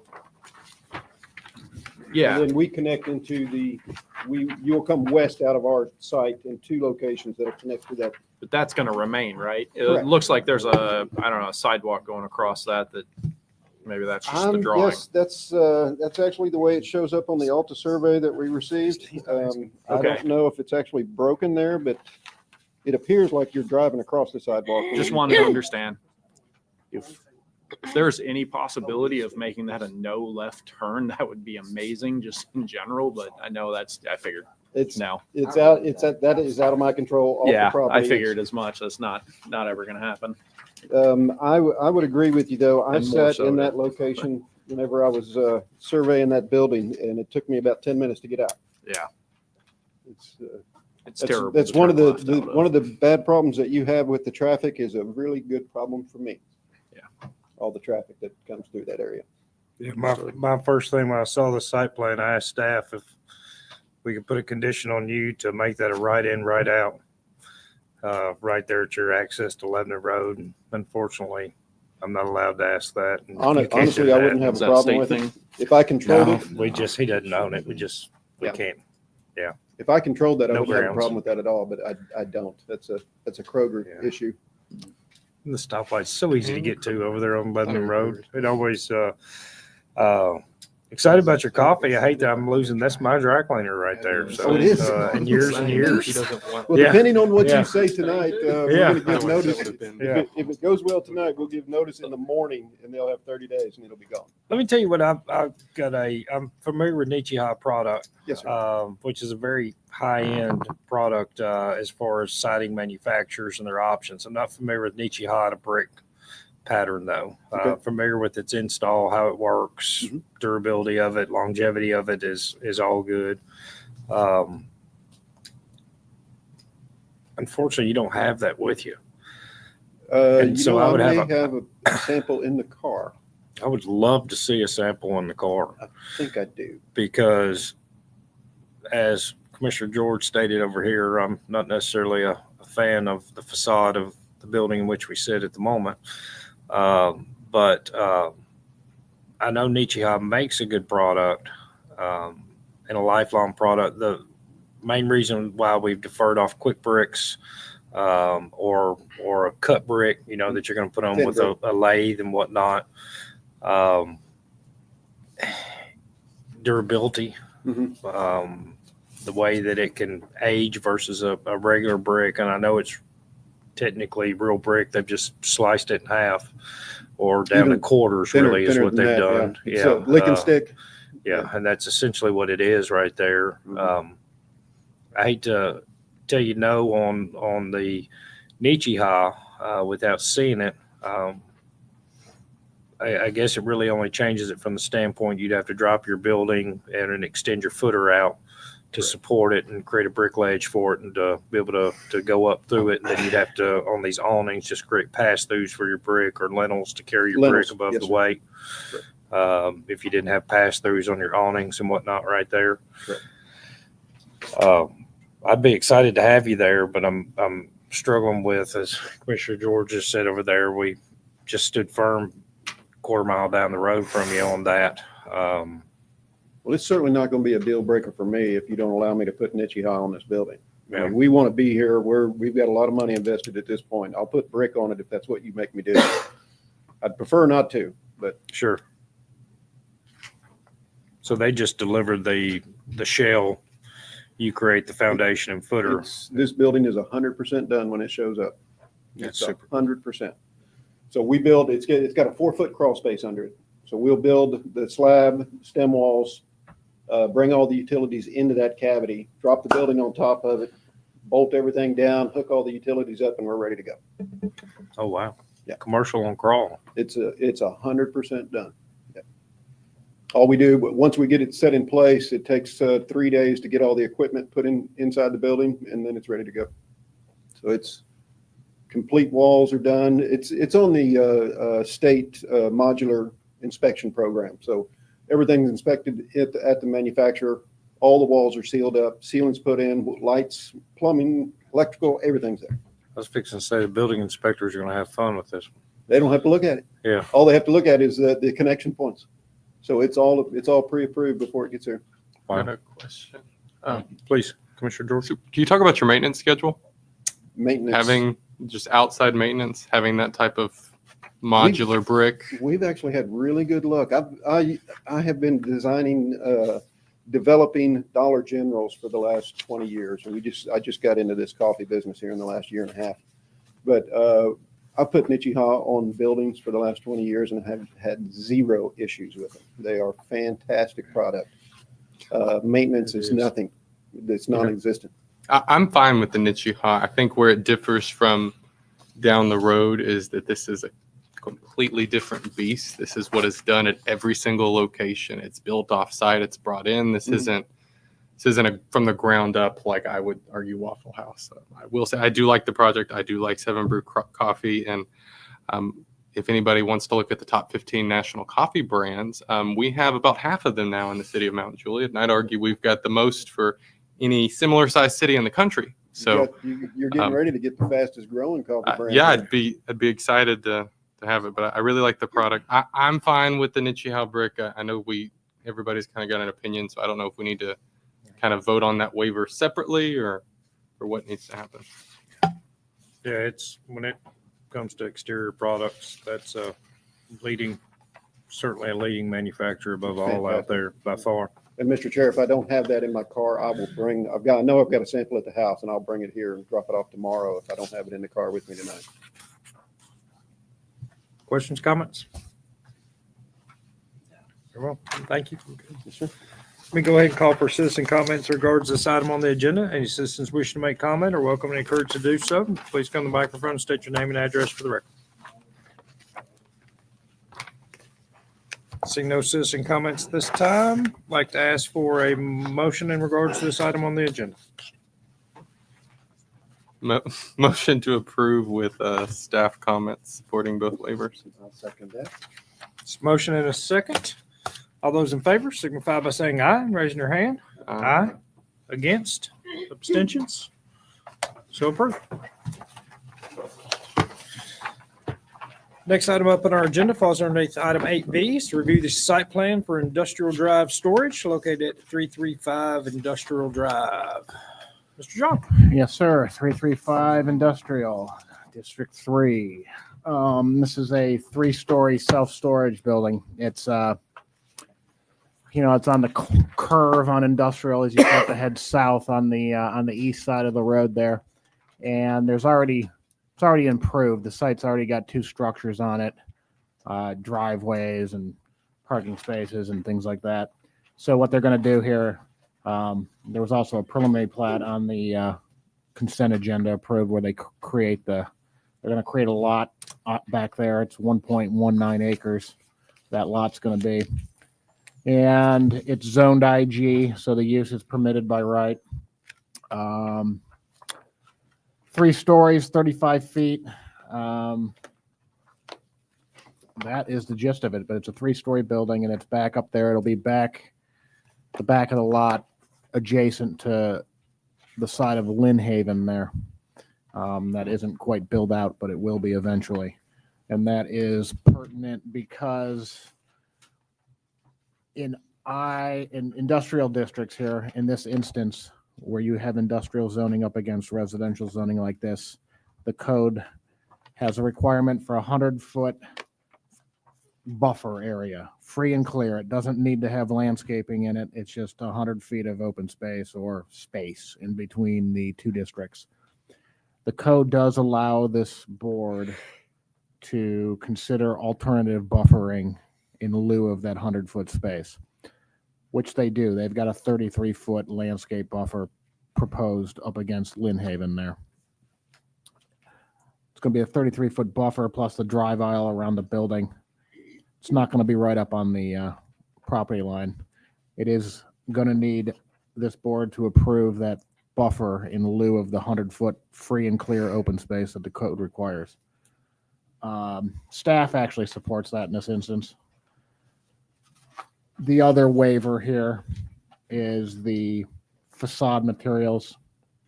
It's an industrial building. They're asking for 50% brick, 50% hardy for the whole building. Being that it's an industrial building, being that it's back off the road, kind of tucked up behind some of this other stuff, staff can support that as well. Those are the big items with this, but like I said, the zoning supports it. You got those two waivers. Staff recommends approval with the conditions listed. Thanks. Shane, Public Works. Staff recommends approval with our listed conditions. They're pretty straightforward in nature. Questions, comments from the commission?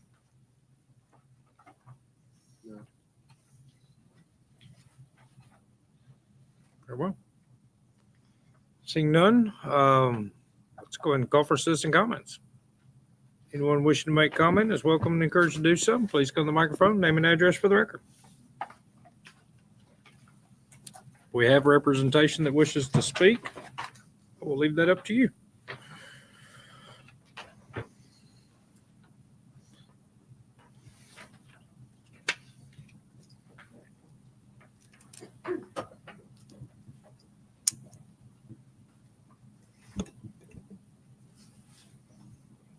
Jake Porter, Heritage Civil, the engineer on the project, 2055 North Mount Juliet Road. Nothing from us. Always as usual, appreciate staff working with us on this project. A little bit odd because it's behind a couple existing buildings.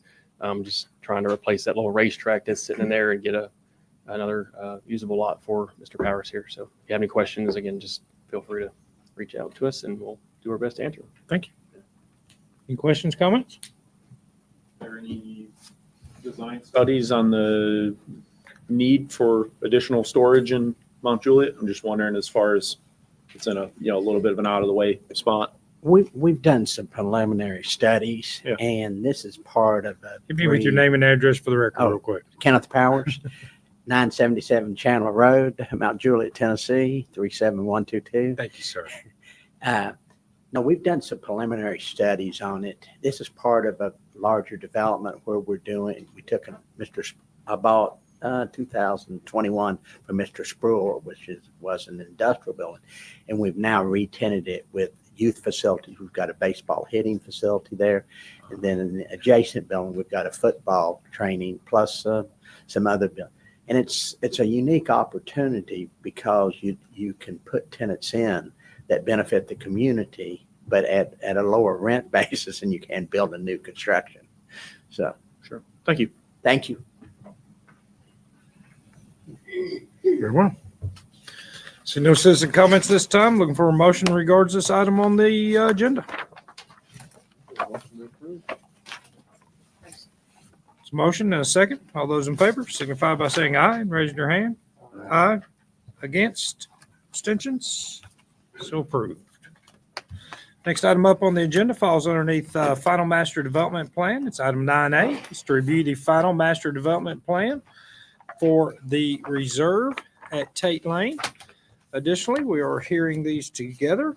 We also included in this is item 6V, which is to review the preliminary plat for the reserve at Tate Lane, located off Tate Lane. Ms. Johnson. This is just a follow-up from the PMDP PUD that was reapproved via ordinance back in May. So you all should be very familiar with this project. Everything is moving ahead as expected with them. There's been no significant changes through the preliminary plat or the FMDP. It's still the 36 single-family homes with a proposed build-out of 2 phases, the first being 21 lots, the second being 15 lots. The staff has looked through everything. The access still remains the same with the only access via Tate Lane. The prior connection via Due West is still has been disapproved and will not move forward with that. The open space amenities, they're still proposing the open lawn with 2.94 acres and a walking trail. The landscape plan is still under review with the consultant and will continue to work with the applicant from this point forward. All of the conditions of ordinance 2530 shall be met with this FMDP. The waivers and variances that were granted through the ordinance are still in play. The applicant has addressed most of the comments that we had. Anything is minor in nature and can be followed through, provided that they get an approval of this FMDP with the Planning Commission. So we recommend approval via all of the conditions as noted for the preliminary plat and the FMDP. Thank you. Public Works? Shane, Todd? Staff recommends approval with our conditions and following the conditions of the PUD. Thank you. Thank you. Commissioner Giles? Yeah, and I wanted to hear these because I knew I had something on this that I wanted to amend and add just some verbiage. And I asked there you are, Jake. I asked him a while ago and then I found it because I kept looking for it. But anyway, so on the, I guess number 14, but see, I don't have anything. Oh, because it was, okay. So under planning and zoning under number 14, I think that's the remarks you were talking about. And I also want to compliment and comment on the owner of this project that's coming, how gracious he is and how supportive he is to do things like this number 14. But we just need to add something to this. And Sam, if you don't mind, help me out on this to make sure this is right. I think the terminology that probably should be here would be plans, comma, or alternative location. Would that work? Because we're not totally, it's not secured yet where it possibly could be, or secure location. If I may add that as an amendment to this or correction or whatever. Yes, as long as staff confirms that the change in the location wouldn't or would still comply with the substantial compliance requirement, which I assume it would. But I would just have staff confirm that, and then that's fine. It wouldn't affect that. Okay, so we would just put or possibly an additional location for that sidewalk. Yes. Yeah. We are talking about the sidewalk on Tate Lane, correct? Yeah. Okay. Yeah, well, this one's coming up from the other subdivision, right? That's where that water, okay, yeah. So Yep. just in case we can't, yeah. Good. So I'll make a motion to add that to that verbiage. Okay.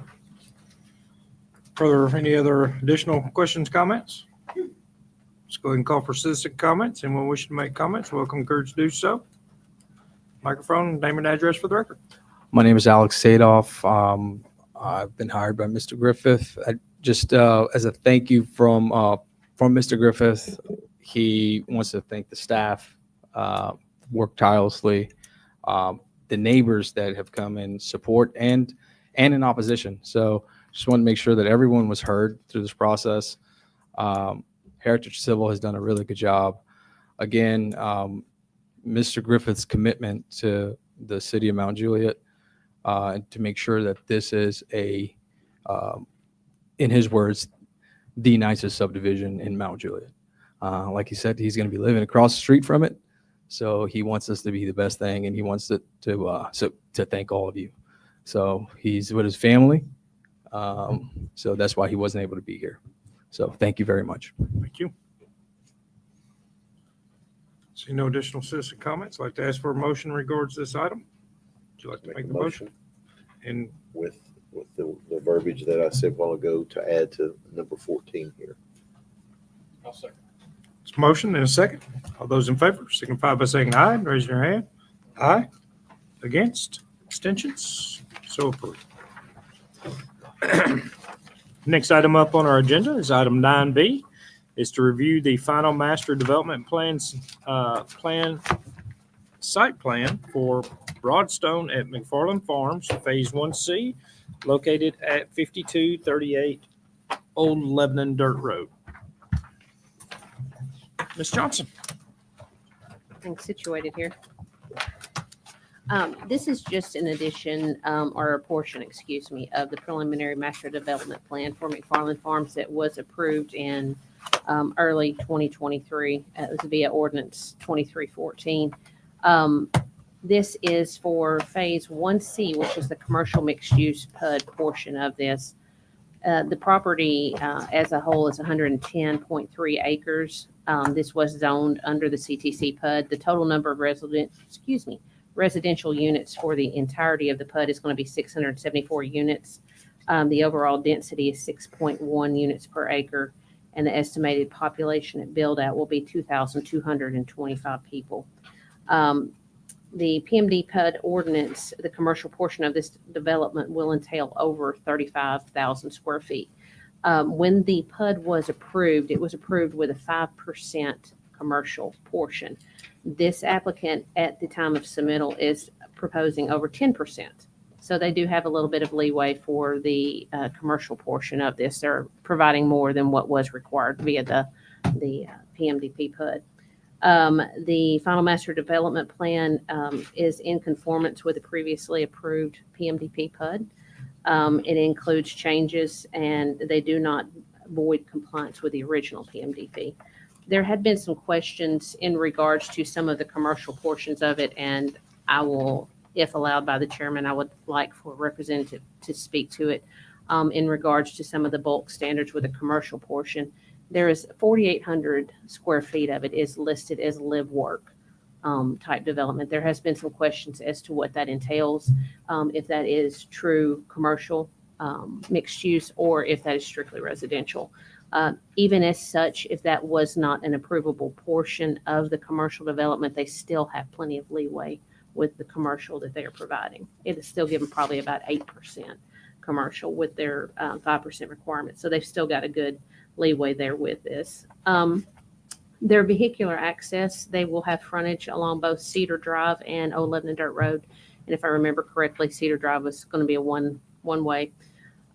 Their streets and sidewalk, they have an internal sidewalk network that will connect throughout the whole development. So there is a lot of walkability within this. They do meet all of their parking as required for both the commercial and residential portions of this development. The variances were granted on some of the commercial design standards to allow for a mix of 40% masonry and up to 60% secondary material. So keep that in mind when you see this, because that was approved originally with the PUD. The same falls in line with the residential design standards. The landscaping plans are still under review. We will work with the landscape consultant on that. All of the waivers and variances that were originally approved via the ordinance are still in play. Although we've listed all of those that were approved, some of those will not be included in this phase because it'll be for different phases within this development. And we've noted those as such, which extend to number 2, number 4, number 7, number 9, and 10. Those all generally will go to the multifamily residential with the townhomes and also the single family. So the FMDP and site plan for this phase is in substantial compliance with the PMDP. We do recommend approval with the conditions as noted and provided that they meet all the conditions of the original PMDP. Public Works, Jay, Todd? My only real concern is access between phase 1 of the commercial and phase 2. Per their PUD ordinance, they are only allowed one access to Cedar Drive. With the current layout, it's likely going to necessitate a second. So I would request getting a second interparcel connection back down to where the phase 2 proposal is. Anything else from Public Works? I do want to mention that the project is already under construction, the residential portion. The drainage features were master planned along with FEMA approval. They've gotten that. So the drainage and grading components of the site have already been reviewed. We'll look at the internal drainage as they submit the site plan, but we do recommend approval with our comments as listed. Perfect. Got a couple quick questions for staff right out of the gate. So this proposal here has got 674 units, is that correct? At the PMDP. For the whole PUD. For the whole PUD? Mhm. At the PMDP, what was it? Let me see here.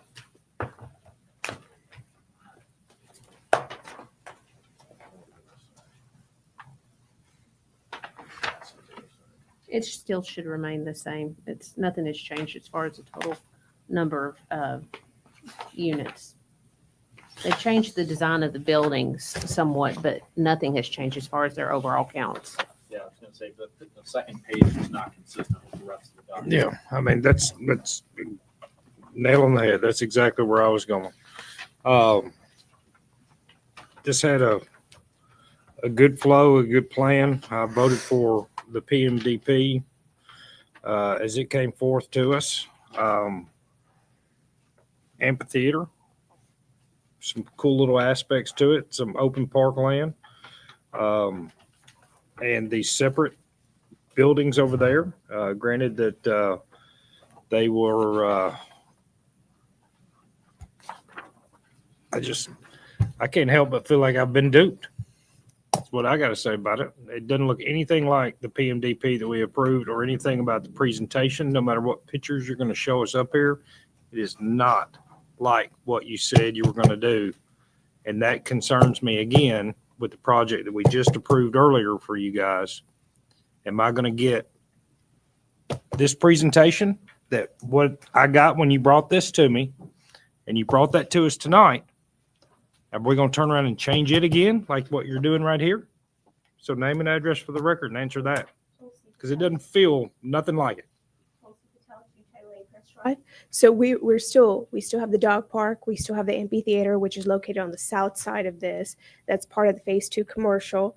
We have moved the commercial towards the back where it opens up to the amphitheater and the lake that we've created to create some of that outdoor space. So we're not taking away from anything. We've just brought the commercial. It was initially along North Mount Juliet Road. We brought it to the south of the site to make it more aesthetically pleasing. You're still getting all of the amenities that we promised. I think the only thing that changed was the shape of the multifamily buildings, and we pushed them up to Old Lebanon Dirt Road. And that's exactly right. It looks like a monolithic apartment building now, not these 4 separate buildings that you proposed to us. That was nice looking. You brought in slides and a presentation on that too. And now when I drive down Mount Juliet Road, because you're going to elevate, because we gave you that height that you could do that to 55 feet, right? I gave you 55 feet here too, right? This is 45 feet. So 45 feet. So I'm going to see you clean and clear. You're in the sight line right there through the oldest strip center where the only grocery store used to exist in Mount Juliet was right there. You're right there behind it. And we're going to see an apartment building. I don't care what you call it. You're going to see an apartment building. Don't like it. Doesn't conform with the PMDP. I don't think it's in compliance with it. You sold us on the separate buildings, the drive, the access, as Todd said right there, and this is not anything like it.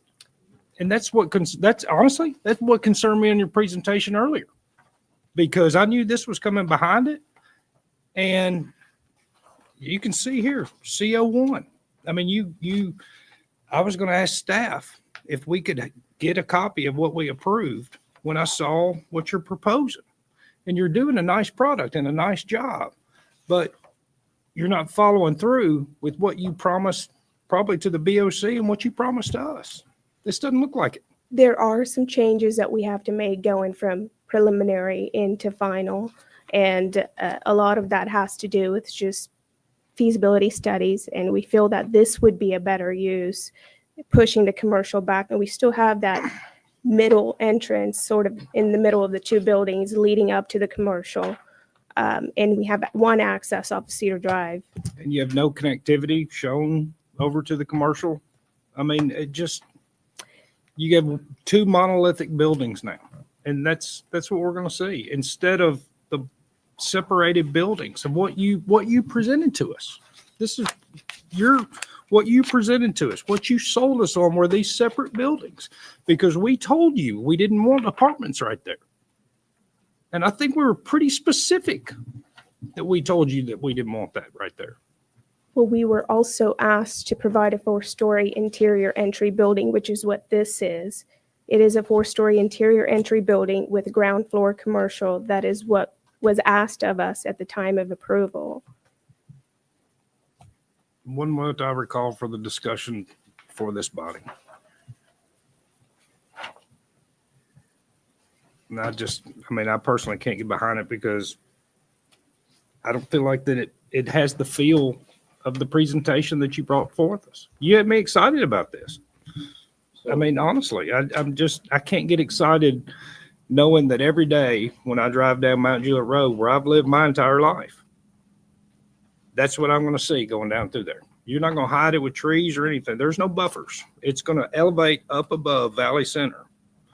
And that is every time we go into that loop. And I love what you're doing because I had a lot of discussion about Cedar Grove. I think I'm the one that said it's a traffic hazard for us and making it the one way. And y'all loved it and thought it was great because it just kind of flushes the traffic right there. You're moving the traffic back over to the stoplight for safety purposes and everything working together.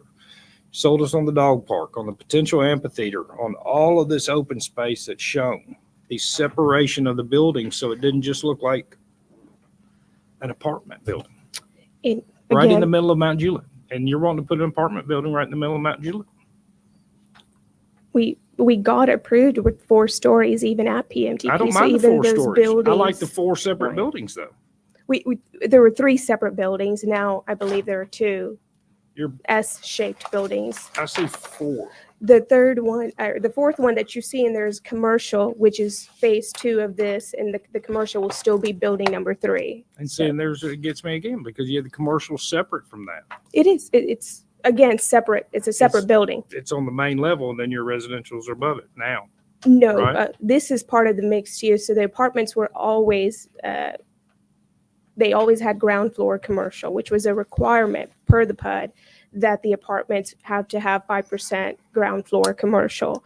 The standalone commercial is 24,000 square feet, which will go south of the apartments.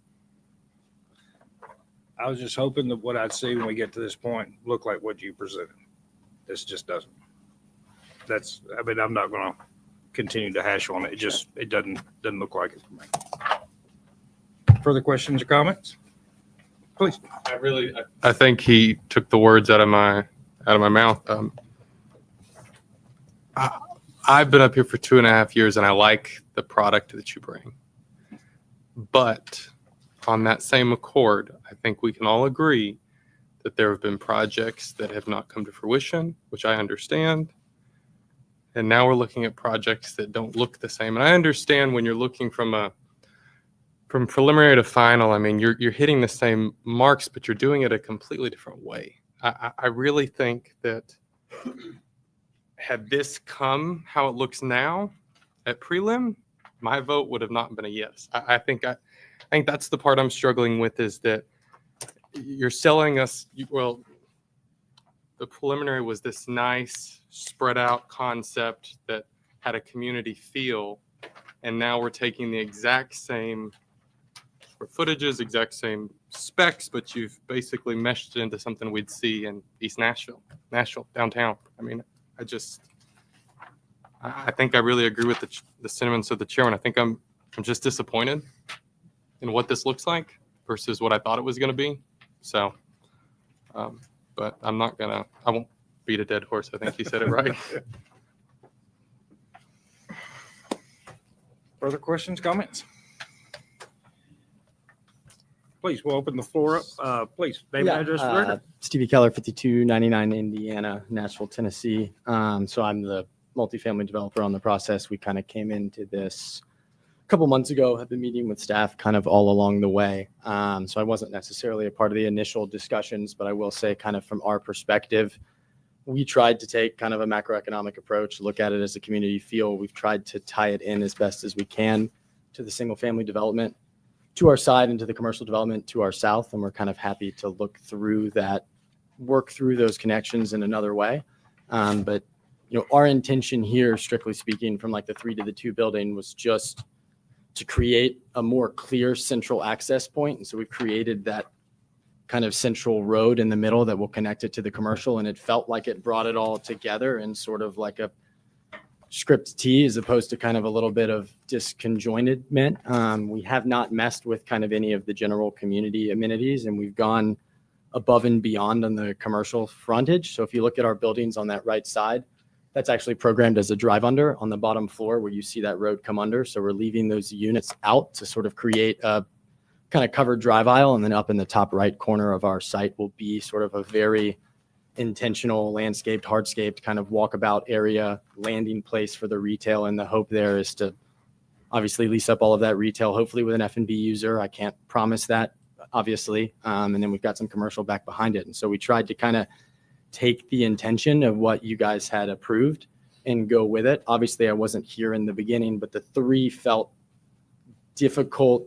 Obviously, I didn't control the fourth building, but just the three up in the front, it felt really difficult to create kind of a congruent plan that makes a lot of sense. And that's why we did the leave out. That's why we've kind of put a lot of stress in that right anchor, that top right corner, to really anchor our commercial uses and to make it feel, to your point, we're above that road. And so we really want to spend some time there to make that feel like an attraction, to make that feel like a gathering point, and to make it feel like kind of the natural place for all of that commercial use in our development. But that's just kind of where we sort of came in and went forward, is we kind of stepped into the plan. I think thankful to staff. We've been talking to them for a couple months now to kind of get here, but it was all about creating that central drive artery, creating that kind of eyesight, creating that interest from the road, and to sort of do our best to break it up. And then I think we've spent a lot of time on kind of the exterior materials, and we have kind of a separate fitness building that's out there, and it's beautiful and glass pad. And I think it is going to look a lot different than a lot of the multifamily deals that are here. But as part of kind of making the whole thing fit together, we felt it was better to create kind of a beautiful landscape central artery, connect that to their commercial building that kind of, you know, to your point, if you were to pull in off Old Mount Juliet Road, you would come in and just, or off Old Lebanon Road, you would just come in and feel kind of overwhelmed with the greenery, the buildings, and just drawn to that commercial, or kind of taking that left to our F&B use. But we were just trying to do the best we can with kind of the 10 acres we were given. I like your architecture. Your building and your elevation and architecture is nice. I'm not knocking that at all. I 100% agree. I mean, very, very, very nice. And the facade and everything looks great. But it's the feel. And it really has to do with the feel and an expectation for delivery of how that is going to feel. And just like you take a single family home feels single because there's separation. And I enjoyed the project because even though we were putting the density, we're putting the units in here, they each felt singular amongst themselves. And so whether or not you did a lifestyle in one and a whatever in the other, or, you know, the commercial looks like the residential or the residential looks like the commercial, and you've got some that are just commercial or some that are the mixed use and whatnot added to them right there. It's all walkable and everything, and your architecture is all there. It's just not. Every time we come down Mount Juliet Road, I'm still seeing, beautiful or not, monolithic soul buildings right there that they're not broken up like the expectation had been of what we approved and what we saw. I mean, your architecture is excellent. It's a beautiful building. I mean, quite frankly, in your design, I see your flow and your drive and everything. You heard me probably make comments earlier about not feeling welcome from the outside within a community. Your layout does feel welcome. And so I have no knocks on that, but it's that feeling. It's just going to be a very visible site right in the center of the town. And it doesn't feel harmonious with what is there, the way it's presented. If that makes any random sense. I think it makes sense. And I guess I just want to ask the question. That way we can just all agree, because we can go back and forth to your point about like there's necessary changes that have to happen between preliminary and master. But can we agree that these are vastly different from prelim to final, can we at least agree, generically speaking, that these are two vastly different projects from what we were presented versus what we're seeing now? That's all. The building layout is different, yes. Okay. And I know it works out to be the same, but gosh, does it not feel like there's a heck of a lot more asphalt? And the green space is just gone. And I know it's still there. Like, I'm not arguing percentages, but it's just like, it just looks like one big asphalt compared to everything that was nice and spread out. And there was greenery, decent sized greenery spread throughout it. It really just looks different. Yeah, I mean, when I'm at the pool cabana, the last thing I want to see is all the traffic coming in and out of the development nonstop, as opposed to the previous pool that was in the middle of the larger building, kind of its own little oasis.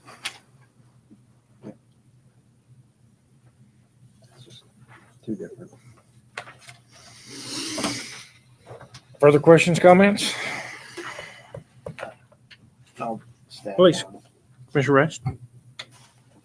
Just to dig a little deeper, just those parking spaces coming off the main drive off of Old Lebanon Dirt Road.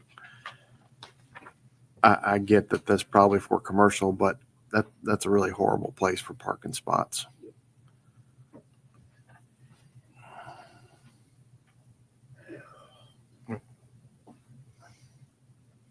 Because I mean, you essentially are going to be trying to back out of the main entrance to the property. Yeah. And if it's busy, which I mean, we hope it would be, that's not going to be a safe space, especially for basically all of your handicap parking for that commercial building, with the exception of some on the right.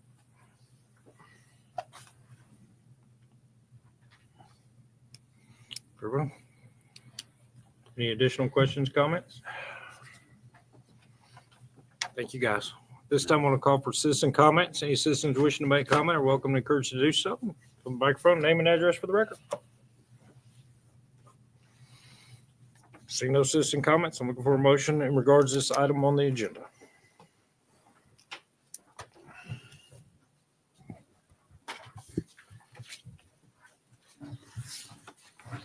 I'll make a motion for disapproval. I'll second. It's a motion and a second. All those in favor signify by saying aye and raising your hand. Aye. Against? Abstentions? Disapproved.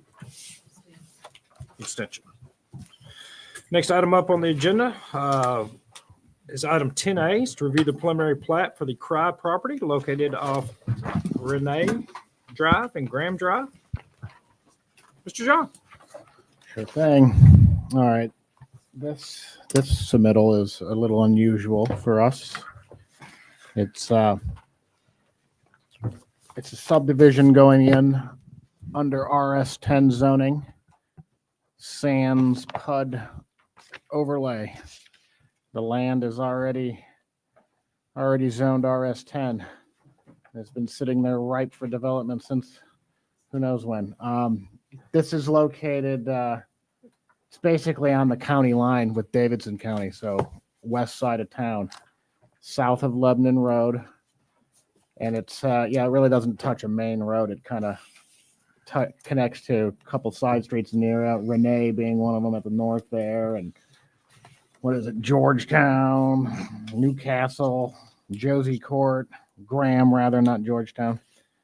But yeah, like I said, this is already zoned RS10. It's 2 lots. They're developing it under RS10 zoning without any waivers, without any relief from any code requirement requested. It's 2.56 units an acre. That's 133 lots on 44 acres. 113 lots on 44 acres. All the lots are at least 10,000 square feet, up to 16,500 about. They've got all the building setbacks correctly rendered. Literally, they got open to 8.2 acres of open space, a couple amenities. Remember, there aren't very many amenities required by single family code. So what they propose here is sufficient. Kind of the biggest thing on here might be news to the applicant too, because it just passed, but we had the subdivision lighting ordinance that just passed on June 9th. This came in on June 16th, this submittal, so they're subject to the June 9th ordinance for the street lighting. I have it in the staff report for their enjoyment, and they can read it, and they'll have to comply with that new ordinance. But like I said, there's no waivers, straight zoned. This is an approval item or a vote, an item, not a recommendation item. That's for the preliminary plat. And we've got a couple conditions there, nothing's extreme, and staff recommends approval. First thing I want to start off with, this is in my opinion, a well together put plan. Odd, as John said, just with the straight zoning of it. I think from my perspective, the most important thing is that the sewer for this development will be provided by Metro. It's within their service area as it butts up to Hickory Hills. So the Metro infrastructure is already in place. They'll simply be tying into that. They did have some steep slopes on this job, and per code, any slopes greater than 20% cannot be in the building envelope. I also put a recommendation of where it's at in proximity and location, that the construction entrances come off either the county street or the Metro street in the best interest of the city and its residents. With that, I will turn it over to Todd for the roadway comments. Please. Yeah. Once again, emphasizing how weird it is to get a straight zone subdivision. Now, this is the first one I've seen, particularly at this density.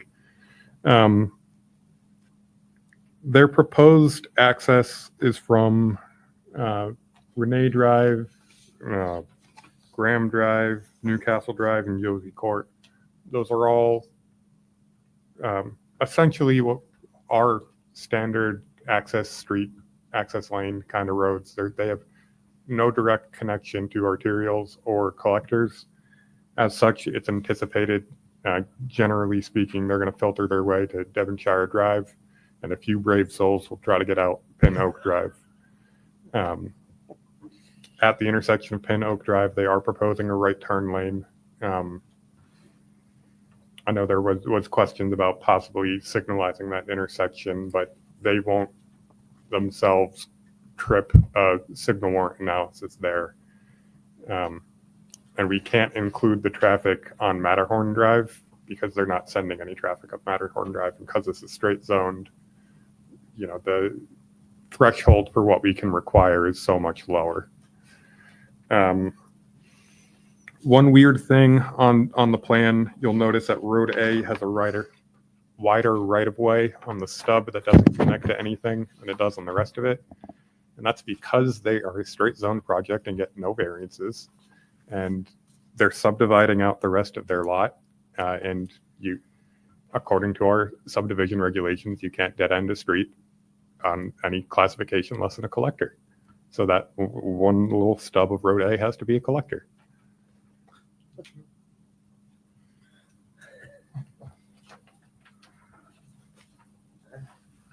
Interesting. It makes a ton of sense most of the time, but in this particular case, it's an oddity. Yeah. I got a couple of quick questions. One is, this will not be a part of the Hickory Hills HOA. It'll be a separate HOA outside of connectivity. Name and address for the record. Eric Olson, Anderson Delcaps, 618 Grasmere Park Drive, Nashville. Yeah, it'll be separate to HOA.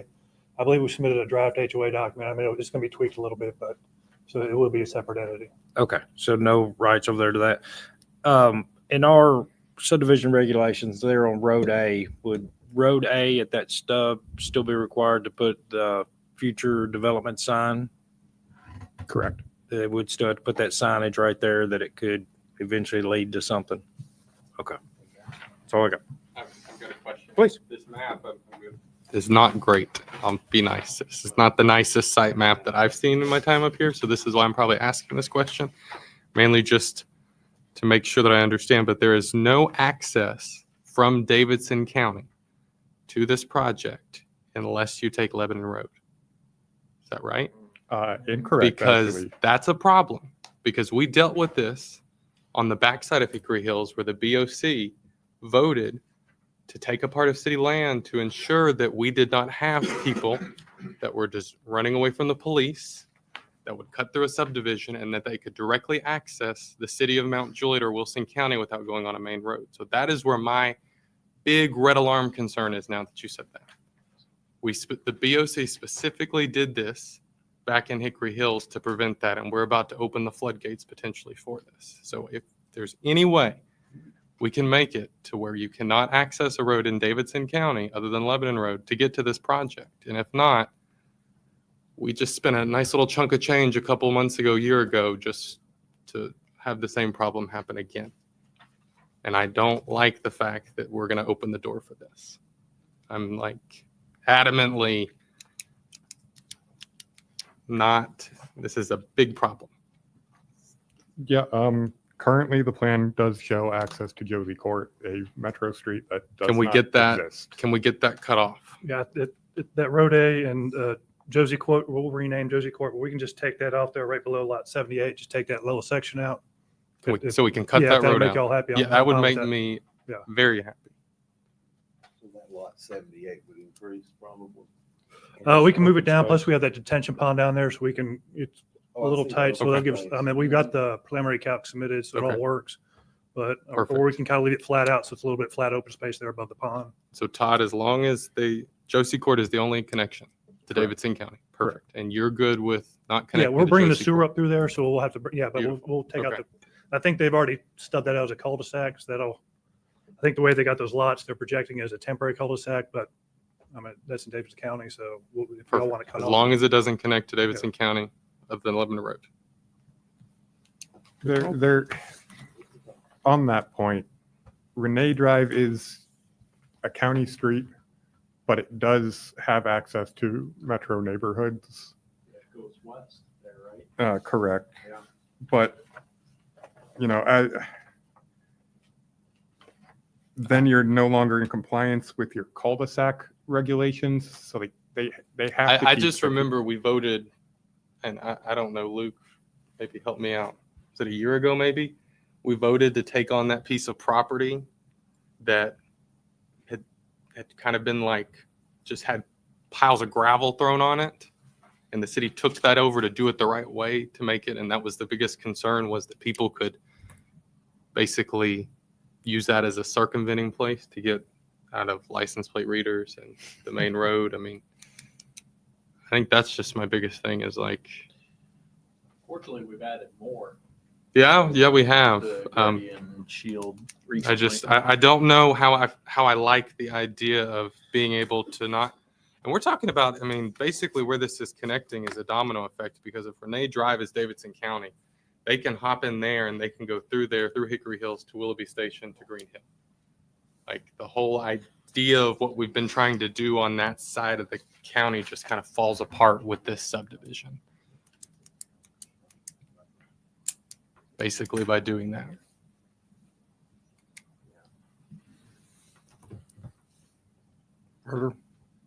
Commissioner Franklin? Yeah, I got a different question, a question about sewer. You mentioned kind of offhandedly that it was a metro, connected to metro sewer. Is it because it's so hard to connect to our system?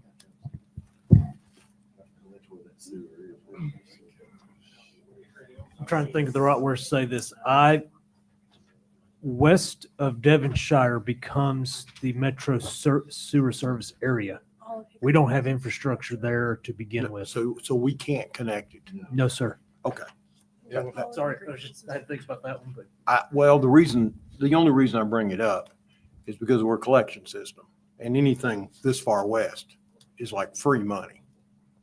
I mean, we have no expense. We don't have to pump it anywhere. There's no electricity on it. There's no gravity problems. There's Yeah. hardly any pipe to ever go Yeah, it bad. is- And I hate to give away the sewer system's cash cow when you got stuff here on Bender's Ferry that's, you're dragging and pumping forever to get back to Metro. And Yeah, just- in this but if case- you can't connect, you can't connect. Yeah, in I- this I case, understand. they're surrounded by Metro service area and it'll flow through Hickory Hills. Okay. So The other question I would have is, I believe the reason this never developed, if I can go back in time a few years, is terrain, actually.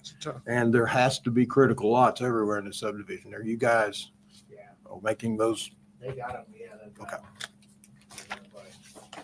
and that goes back to the comment of the building envelopes and the 20% steep slopes. That's all I have. Further questions, comments? Thank you. This time I'd like to call for citizen comments. Seeing no citizen comments, look for a motion in regards to this item on our agenda. Motion to approve with a Motion. positive recommendation. No, it's just an approval. Or approval. Yeah, motion to approve. It's a motion and a second. All those in favor signify by saying aye and raising their hand. Aye. Against? No. Abstentions? This is such a mistake. So approved. Wow. Looking for a motion to adjourn? Motion to adjourn. Motion?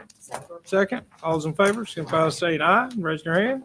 Aye. Against? Abstentions? We are adjourned. What a mistake.